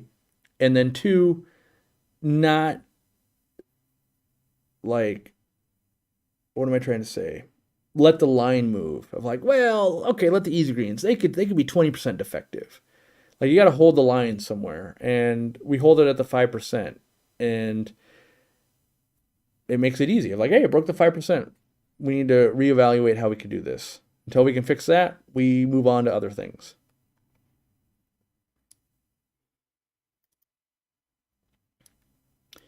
Cooler water algae control in a goldfish tub. Can bristlenose or stand 60-ish degrees? I feel like they start struggling under about 68. But as far as just algae in general, I would go with reticulate hillstream loaches if it's flat algae. If it's hairy algae, go with the flagfish. Both those go, well, yeah, go in cooler water in the 60s will be fine.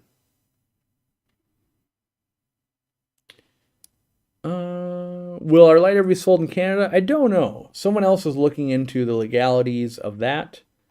Whether or not it'll happen, I'm not sure.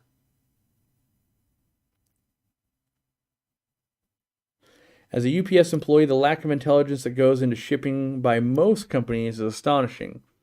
Our belts will smash and rip apart packages when they jam. Yeah, I mean, there are definitely times, and we ship like 15,000 packages a month in the winter months like this. We'll get pictures from customers where it's like our package arrives like in a bag because it got smashed, maybe it got jammed up in a machine. Like the scale of which the postal service is worldwide is, you kind of almost can't even wrap your head around it. Where if 1 out of 1 million packages get destroyed, and then you're like, yeah, this facility destroys 6 a day, and you're just like, what? That's a lot of packages. And so, yeah, we learn. Just like this light, we'll ship a lot of these lights, and we're going to learn what was the weak point in the packaging, what was the weak point in the instructions, what was the weak point in people thought it should have this feature, what's the weak point in this. And then the goal is to take all of those things and then hopefully in the next version address some of them. And then usually you can't address all of them. Like, oh, people want this feature. Like, well, that feature doubles the price of the light. It's not happening. So, we definitely, Candy can attest to this. The amount of data and feedback that we collect and store over time is second to no other aquatics company I've ever seen. We have data from years and years ago, and we try to view any kind of trends. We have weekly meetings with customer service and everything of like, what are we seeing?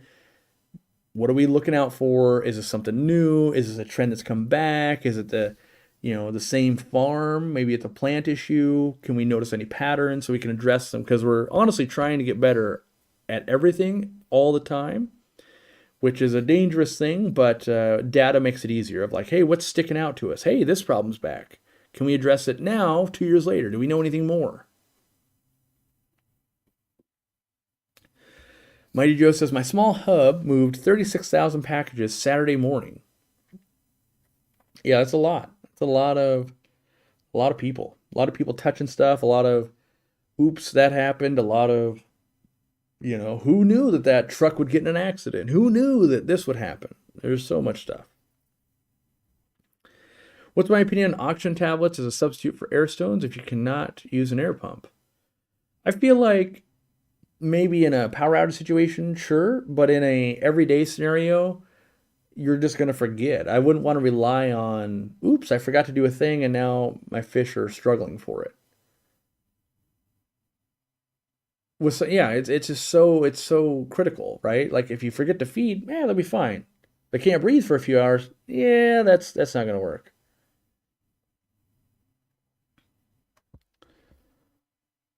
Let's see.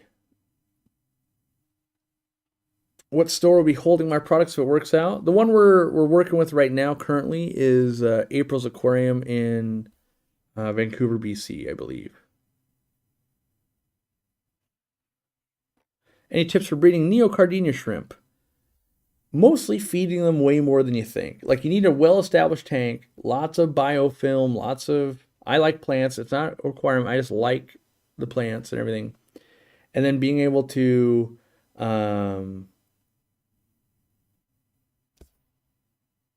just handle a lot of food that you put in. Because they want to eat 24/7. And that's one of the best breeding tips I have is keep them well fed without, like too often people do nano shrimp tanks and, they kind of skirt a bunch of things because shrimp will work.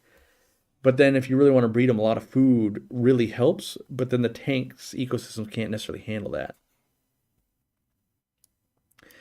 Big shrimp and you're not invisible. I just didn't see your question. Let's see here. Oh, by the way, if you're listening in and we're 90 minutes in, you might be on the podcast, you might be watching later, You might be in the chat right now, all 777 of you. I want you to take an honest look right now and go, have I subscribed to Aquarium Co-op? It's free. It doesn't cost you anything. You got to click a button. Maybe you have to make an account with YouTube if you've never done that before. But the best things you could do if you ever want to see more from us is click subscribe and that like button and leave a comment. All of those things are huge signals now. Didn't used to be. Like 5 years ago, YouTube didn't care. Now, they actually track, what are you doing? Who are you engaging with? Did you ask a question? Are you active in the chat? And they're doing that to, one, give away free memberships. So that's not a subscription. Subscriptions are free. That just tells YouTube, hey, I want to see more of this stuff. A membership actually gets you the behind the scenes and the discount and all of that kind of stuff. That does cost money. But the way they hand those out when there are free ones is based on who's interacting. So subscribing and liking and leaving comments, all of those are positive notifiers to YouTube that you want to see more. And I definitely, personally, have seen it where I stopped interacting with a channel and I haven't seen them in months. And so I went out of my way to start doing it again. So that's a reminder. 90 minutes in, if you're still here on a Sunday or after the fact, maybe you should, take that 2 minutes out of your day to go, you know what? This company, I want to support them a little bit. Cost me nothing. I'll do it. What happened to the link to my forum? I don't know. What did happen to it? As far as I know, lives on. I was on the forum today. Alexa donated 5 subs or 5 memberships. So there you go. Maybe you're one of those people that just got one because you clicked that subscribe button or that like, and that puts you over the threshold of the YouTube gods. How does Aquarium Co-op decide what plants to carry? I'm interested in Salvinia. Do you foresee carrying it sometime? Let me make sure that Salvinia is a floating variety. I think most of them are. I'm trying to copy and the chat's moving. In general, I choose based on what's going to be easy to grow, what I think most people have success with. Yeah, it's the cupped Salvinia. And then what will work well in shipping. In our experience, floating plants don't work well in shipping. There's lots of companies that will do it, but they're willing to have more than 5% casualties. So I'm looking at this one competitor, and there are definitely reviews that are like, hey, it arrived all brown. And floating plants, what floating plants really don't like, they don't like the top of them getting wet. But the bottom of the roots can't dry out. And so it's really difficult to ship because you can't say, you can't tell the post office, like, make sure it sits like this the whole way. Because the minute you put it in the mail, it's like, oh, it's going to sit like this, or like this, or like that, or like this. And so the top side gets wet and that causes it to brown. Then the customer gets it and like, hey, this thing doesn't look like the picture. It looks all brown, like it's dying. And so there are just other companies that are willing to do that. And there's customers that are willing to be like, oh, I know. But in general, with the, we have like 750,000 people visit our website every month. And we don't want their first interaction to be like, I ordered this plant for $4. It came brown and dead. You guys are bad. And so we basically cut out everything we can to eliminate bad experiences with us. Because even with all the work we do to eliminate it, there's still going to be bad experiences. We can't help that, the UPS machine, well, it wouldn't be UPS, but USPS machine ate their plant order and it got damaged, right? There's always going to be things that we can't control. So all the things we can control, we want them within close tolerances. What isn't easy with Ludwigia? I see it all the time at my local fish store. The fact that it's always emer's grown and sheds leaves like a banshee. Every time we've ever introduced it, the complaints are through the roof. Same reason, I don't think we sell wisteria right now, right? We've tried it like 4 times. Yeah, we don't sell wisteria at the moment. And it's because it breaks our 5% threshold. We have like 20% of people that basically will complain and they go, hey, this was immersed grown. It doesn't look like it does in the picture. Whether we show the immersed or the submerged grown form, people complain. And so what people have to realize is we're trying to do the best possible job of being an online retailer in America. There's a lot of other companies that are trying to do other goals. And like I can sell Ludwigia all day long at my local fish store. I own one. Except that doesn't scale online. And so we are kind of focused on that. And yeah. Also, you'll find that farms have a hard time keeping the correct Ludwigia straight and keeping enough in stock and not substituting. And yeah.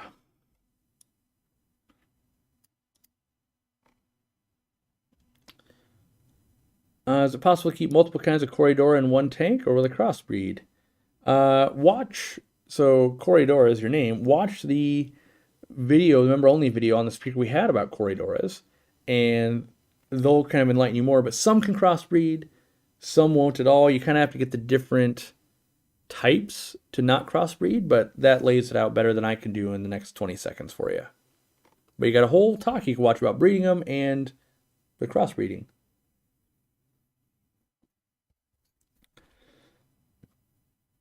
What's my opinion on EcoComplete?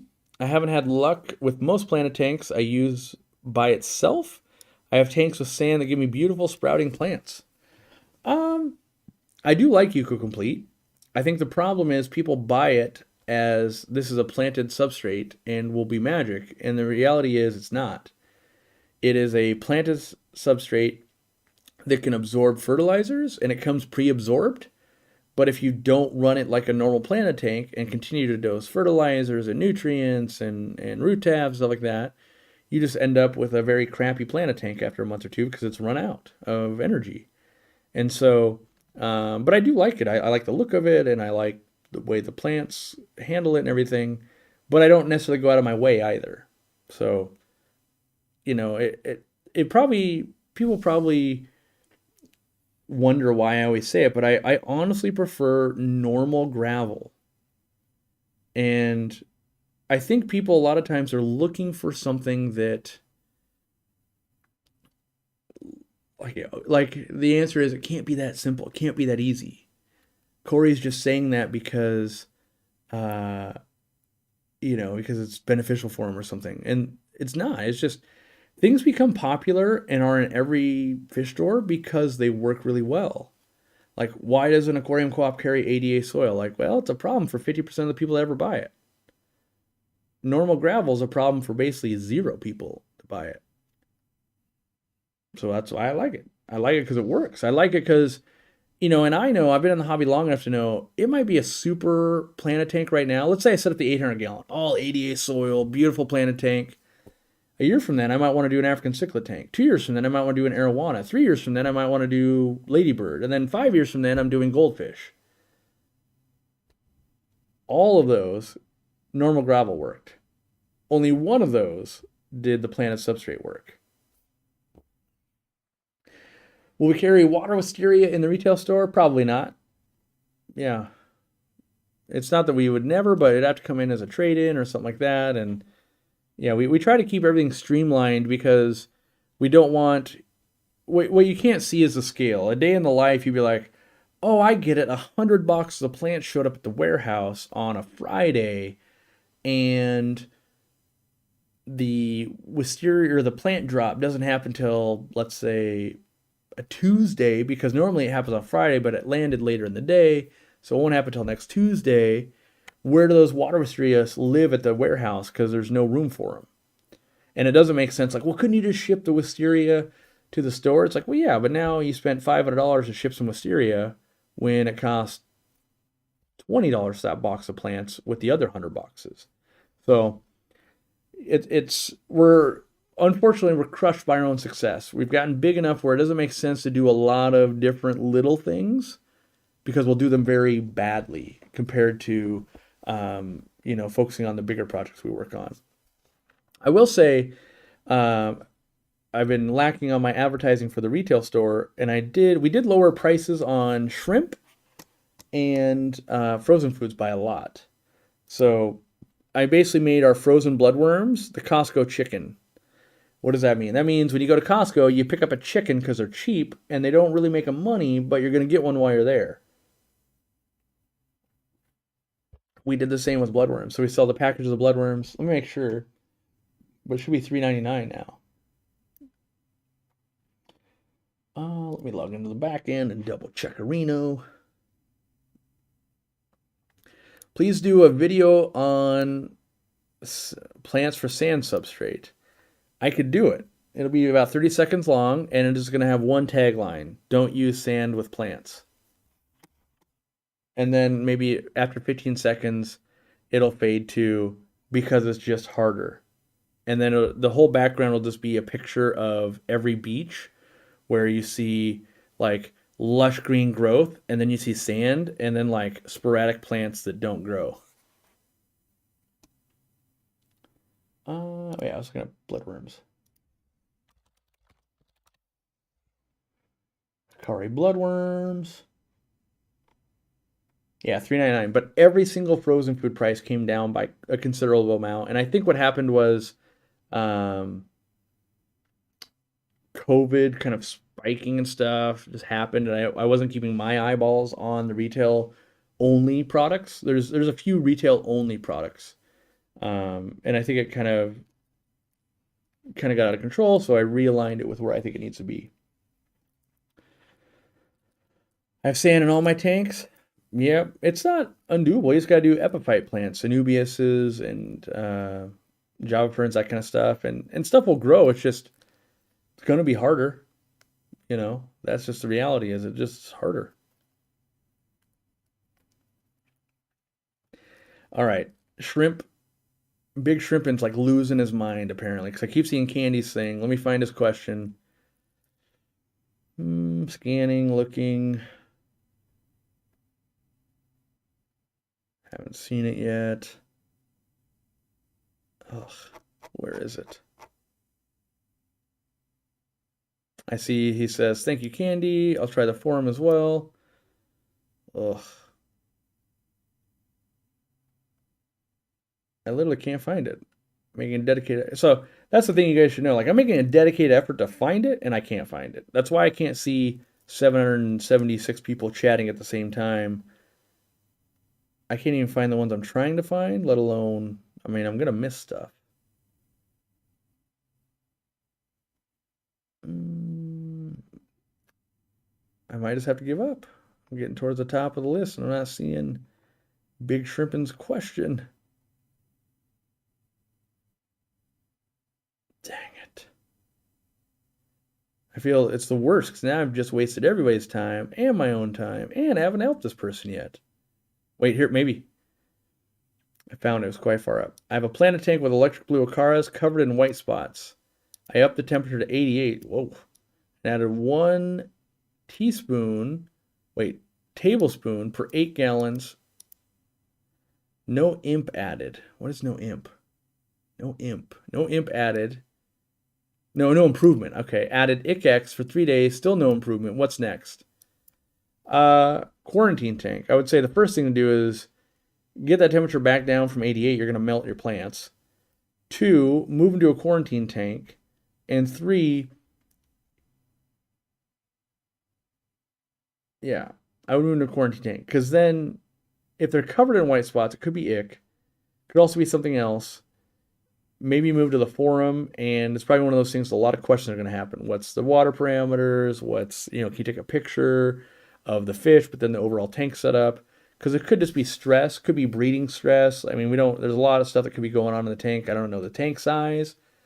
But yeah, you can crowdsource that, and probably it's going to be an environmental factor usually is what causes ick. Yeah, it could be introduced it with a new fish, but in general, if you have fish going for a while, and then they break out with some disease, usually they're not happy in their environment. And so it's either water or stress from fish, something like that. And we want to work through those steps kind of one by one going, well, could it be water parameters? No, they look pretty good. Okay, moving on. Could it be this? Did you introduce, new fish? Like, no. Okay, moving on. Could it be this? Could it be this? Could it be this? Eventually, on average, we'll figure out, okay, we changed something and it fixed it. We don't necessarily know if that was a cause, but sometimes moving them to a quarantine tank alone puts them in a new environment, and that will get them towards the right path of having success. All right. Will we ever have the Christmas moss bridges back? I don't know. I think we were having sourcing issues. And it was easier once we just went to the moss mats.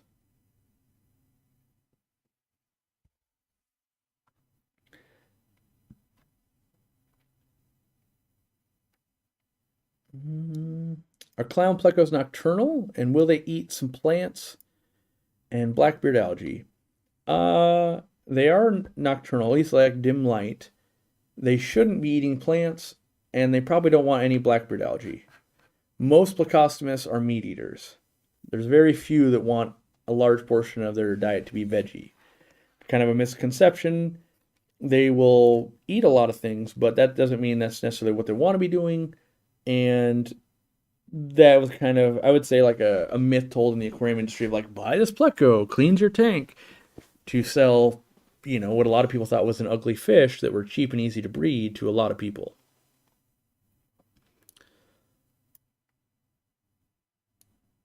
Is Ammonia gracilis okay for a warm discus tank looking for some red stems? Well, how warm is warm? I would say under 82, probably, but under 82 you might be going, well, my discs are 85. I'm like, well, probably going to be hard then. Can I do a little talk about Indian almond leaves? Yeah, they're great for mostly microorganisms. So what I mean by that is with a leaf rotting in an aquarium, there's a lot of microorganisms. A lot of fry and shrimp love to eat on that. Snails as well. And if you do it in excessive amounts, all those leaves could lead to tannins, which is a mild antibiotic, and bacterial. But in general, I think the main source for leaves is for shrimp. And then if you float a leaf, sometimes it's great for, a nest for a betta to build underneath it. And they can give you an aesthetic that you like. I'm not as convinced with, the way people will be like, yeah, use an almond leaf, it'll cure something. Like, yeah, but it takes a lot. And I hesitate when, let's say you've got a betta with shredded fins. And then someone says, like, you should put a betta leaf in there. Or, an Indian almond leaf. And the problem is, like, okay, is this a mini leaf? Is it a giant leaf? Is it a 10-gallon tank, a 1-gallon tank, a 30-gallon tank? Like, it really matters a lot.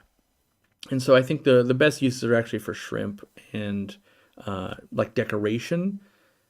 There are therapeutic uses, but really want to make sure that people know to divulge that information when they're making that recommendation.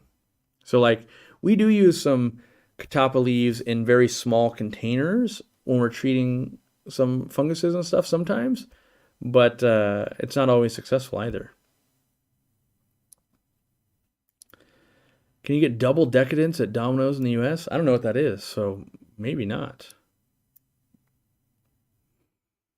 What was the best thing I ate at Thanksgiving, and why is cold pumpkin pie superior? The best thing I ate was corned beef. It's like one of my new favorite things now.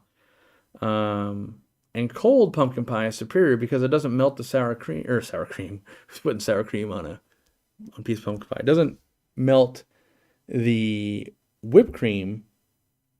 And then the best part about the cold pumpkin pie is it doesn't taste horrible like warm pumpkin pie. That's the main differentiating factor, actually, is that warm pumpkin pie tastes terrible and cold tastes good. Will there be a limit on the density of partner stores? There's a great new local fish store in the Twin Cities that said they're looking into it. Yeah, it's, the loose interpretation I would say is 50 miles or like plausible deniability that they're close. So what does that mean? That means that, like, let's say in Seattle, opposite sides of the city wouldn't be 50 miles apart, but nobody's really shopping both those sides because it's crazy to go from one end to the other. LA might be like that. New York might be like that. But in general, we're trying to make it so that, one, it's not just every store that gets in the ass. We turn down quite a few.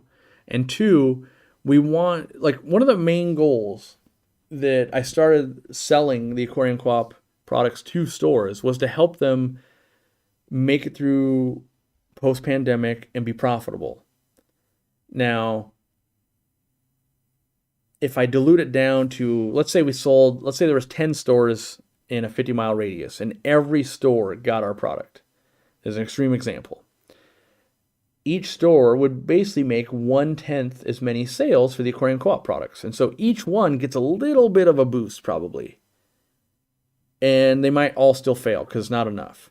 Whereas if one store gets the 100% of those sales, right, that might help keep them afloat and make them do better things.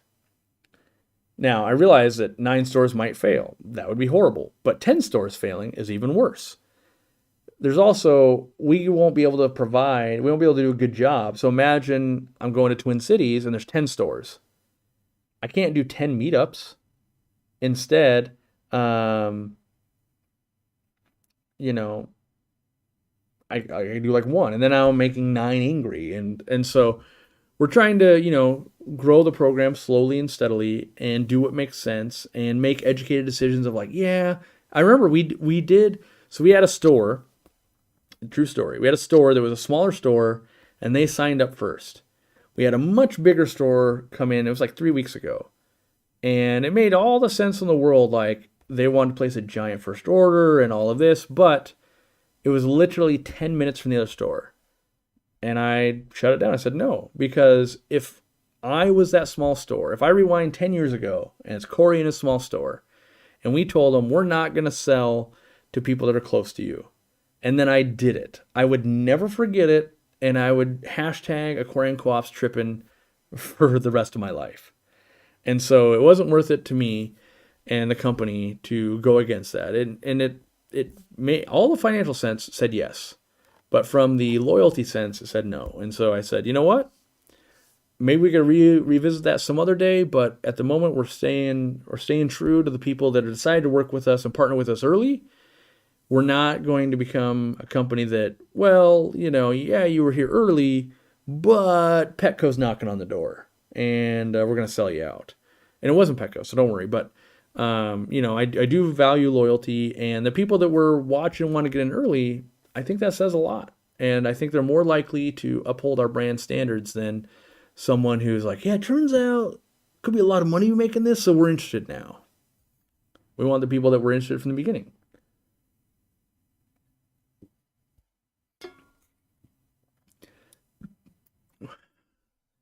You mentioned that you were a punk rocker in your youth. What were some of your favorite bands?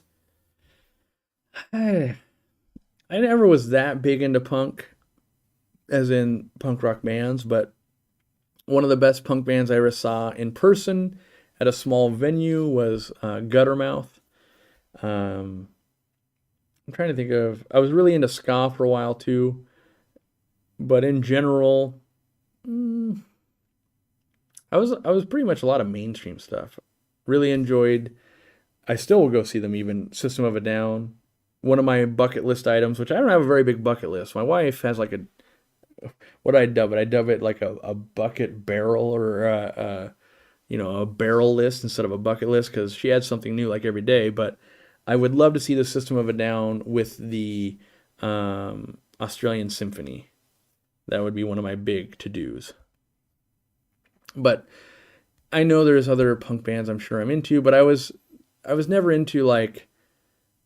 So part of the problem is the minute you mention punk, there's going to be like 10 different levels of punk people that are like, oh, you're not punk at all.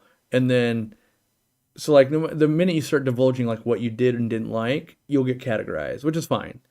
But like I wasn't really into NoFX and other like newer punk stuff, but I wasn't into a ton of old punk either. I wasn't that, it was very narrow, the actual punk stuff I was into. I like all types of music, so. The barrel list, that's right, my wife's got the barrel list. I think we've seen System of a Down, I think I've seen them 2 or 3 times. But, and part of it is, just because you like someone's music, doesn't mean they're good in concert. Like, in my opinion, Rob Zombie is terrible in concert. Not that I'm a huge fan of his music, but, there's definitely some hits where I'm like, yeah, that's all right. I like that. But then you see him in person, you're like, wow, they're not good live artists. And there's some that are really good live artists that you wouldn't know unless you saw them live, and you're just like, oh, who knew?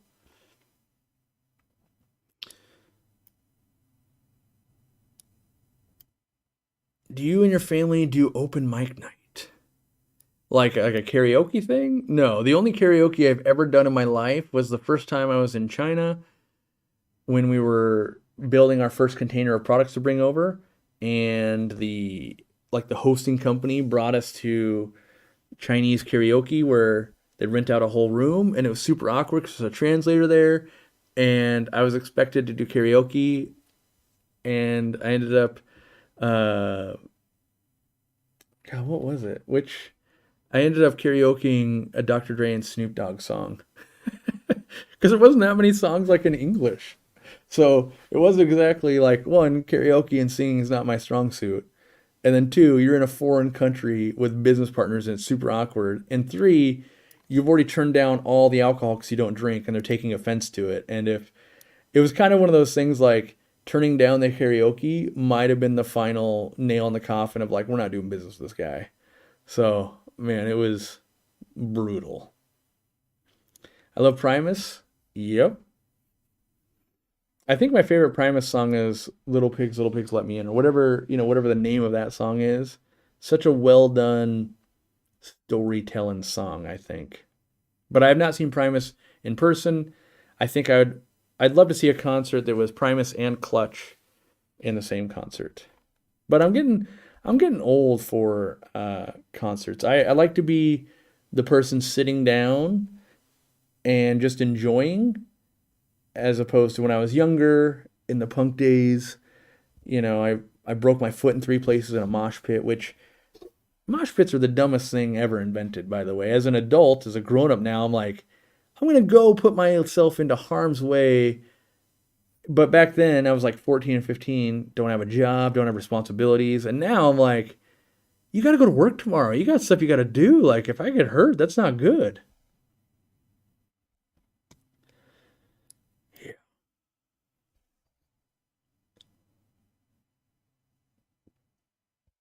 Aquariumcoop OnlyFans is Corey doing Snoop karaoke.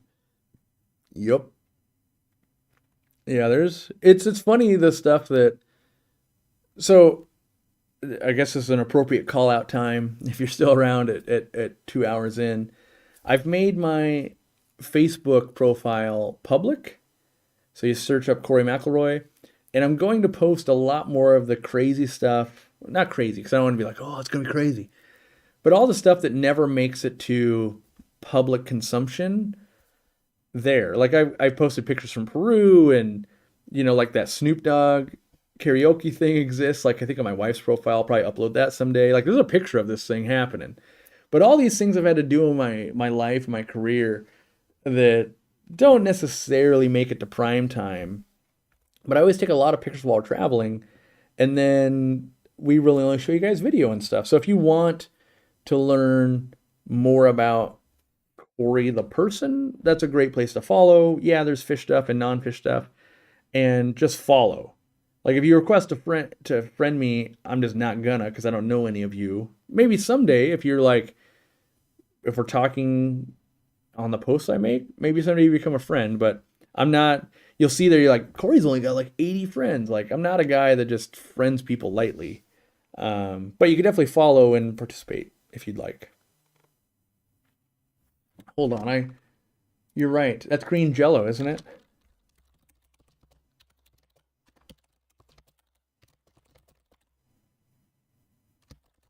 Is it green? Who did that song? No, it was Green Jelly. Yeah, you're right. Primus didn't do that song. Ugh, I'm such a noob.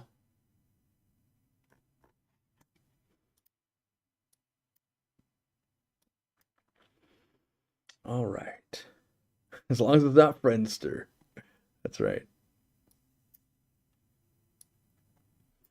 How old can a glass aquarium be until you should think about resealing it?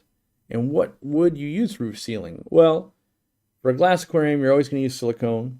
Uh, I think the good break point is 10 years. There's a lot of factors. So has it been sitting in an old crusty barn in the sun? Is it, never moved? Is it, been unlevel? But in general, like 10 years. If it's over 10 years, buy a new one or think about resealing if you're good with that. If it's under 10 years, you probably got some time until it's that 10-year mark. That's where I get a little, a little uneasy. So if I make it to Facebook friend status, we're at a level where I can ask you to come help move a tank? Yeah, probably. I mean, that is kind of, kind of what friends are for. And honestly, I'm more likely to come help move a tank than I am to answer your sick fish question. Because, like, there's an onslaught. Like, it's kind of like if you open the door, there'd be a tidal wave of my fish is sick questions that just knock you onto the floor. And so it's like trying to drink from a fire hose, where if you do like, hey, could you come over and help me move the tank? I'd be like, all right, yeah, when? Like that just, sure, why not? Now that I've said that, there'll be an avalanche of, you said you'd move my tank. But in general, any normal people stuff, it's a delight to have normal conversations instead of only talking about fish. That's why Dean and I, we actually talk about lots of stuff besides fish when we hang out, not just fish. Tips on keeping plants alive after a tank failure. Swords, Anubias, Crypts, Lotus, Dwarf Chain will take a few weeks to get replacements set up. Like a tank failure, like it like broke loose type of thing. I would say the best thing you can do is lots of root tabs, and I would say, like you're missing the poop factor. And I didn't really go over that earlier. I meant to. I tried to hold it for later, but if your tank produces like 1 to 2 root tabs worth of fertilizer a month, if you don't have like any plants for like a year, you've built up like 24 root tabs. Your plants will do amazing for like a couple months, and then they're going to start like, oh, they're not doing so well again.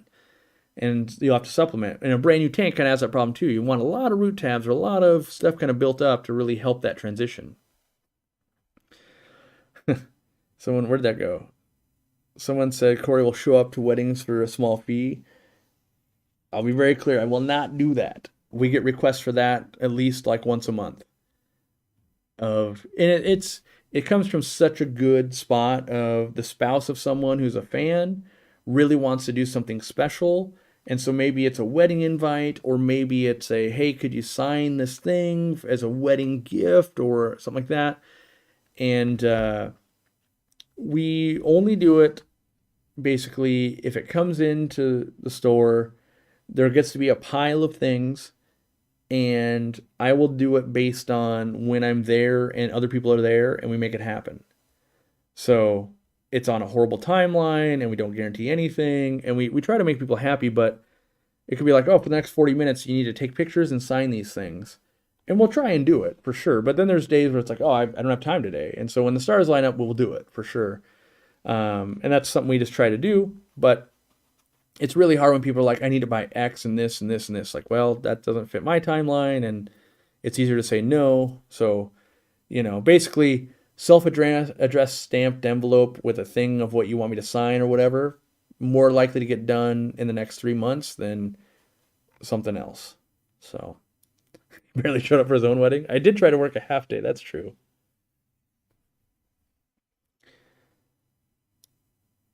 I'll show up for free tacos. I don't know. You'd be surprised how often you get burned by free Mexican food. The problem is on the Mexican food spectrum, there's a lot of states that they've only got like 1.5 Mexican restaurants. And so when they're like, I'll take you to the best place we have, when you're the best of one, it's not always good. So you got to watch out for that. I've been tricked by, I don't remember where it was, and it wasn't North Dakota, but it's like, this is the best Mexican food in like random state that doesn't have a lot of Mexican food. And then you go like, oof, this is the best Mexican food you got? I could not live here.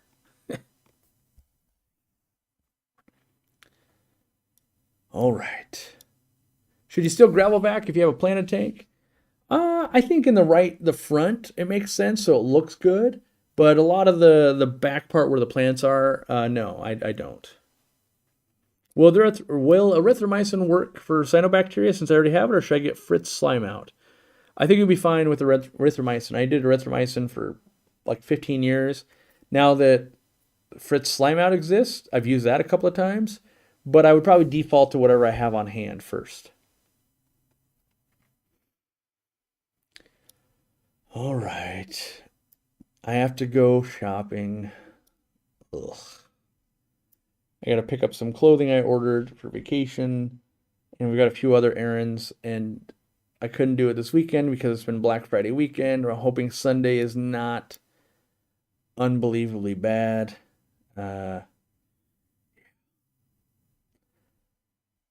Span Dog. To the mods, why does Corey not seem to ever answer my questions? Is he on top of chat? Do I need to donate? Nope. You just got to get lucky. And that comment wasn't your lucky one because I read it and it wasn't your question. Remember this, Span Dog. You have a 1 in 741 chance that I'll read your comment. And those odds just rolled to Yahtzee, and it was that comment asking about a comment.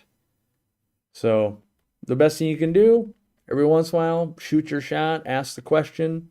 If I read that one as the next one up, you get it answered. If I miss it 172 times, I miss it 172 times. It's the best I can do, buddy. Otherwise, you could be in our Facebook group or the forum or something like that. More chances I can answer it. But this is where we're at right now. Did you see your favorite shoes were on sale? I don't think they were, Rachel. I'm signed up for the newsletter. As far as I saw, the Bondi 7s were on sale. Where the Bondi 8 in the Hokas. Slightly different version of the shoe. I was watching though. I didn't find a single thing I bought on Black Friday. Like this weekend, everything was amazingly underwhelming. And I don't know if that's because I don't need anything or I was like, I didn't see anything that was like, ooh, that's some savings. So I don't know if it's inflation doing that where it's like, hey, this thing, I was going to hold my own product and that makes me look bad, but hey, this thing used to be $10. It's now $20. We put it 50% on sale for Black Friday. It's like, isn't that just the same price? It's like that meme you see where, doesn't it show like Braveheart and then like a big screen TV and it says like $8.99 and then like hold, $8.99 hold, and then $12.99 slashed out to $8.99 and like the go. I feel like that's more and more what Black Friday sales have become of like, let's just trick you into buying the thing that you were probably already wanting to buy, but you only buy it at a discount. And so if you're that person, we're just going to mark it up and discount it, and you're going to pay the same price. All right, this is the last thing, and then I'm out. I can hear my wife getting ready. Since I said I would read Span Dog's question when I saw it, I happened to see it. So this is the last one. We're cutting it off. What are my thoughts with coolie loaches with tiger barbs? My thoughts probably works out great if it's like a planted tank or there's a lot of driftwood or something, somewhere where they can just be down low and hanging out doing the creepy crawly thing and eating and coming back and eating and coming back. I think it'll be fine. If it's just a bare kind of open tank, you might get a little nipping going on and they'll be huddled up in a corner under your sponge filter. But coolie loaches work with so many things because we can barely see them ourselves. Fish barely get to see them. So I think they're just kind of a good tank mate if you like to, see creepy crawly things that you only get to see every once in a while. So, all right. Thank you for showing up. Hit that like button on the way out. I don't know if I'll be live next Sunday. I will be on vacation. If I am, it'll be from like a hotel, not a hotel room, like a, I don't know, not here room. Depending on internet, depending on time schedule, depending on all kinds of things. So may or may not be there, be square. We'll have to see. Otherwise, if I can't pull those things off, I'll be back. When's the next one? I got to schedule them out. I'll be back on the 17th. No, 18th. 17th was a Saturday. So yes, I might miss what is the date today? Oh yeah, I might miss the 4th and the 11th, but I should be back the 18th, but I'm hoping I can make it happen. Deborah says I don't get notifications. Pretty sure you gotta hit the like button more. All right, everybody. We'll see you next time. Bye-bye. Gotta find the button. Quit coughing.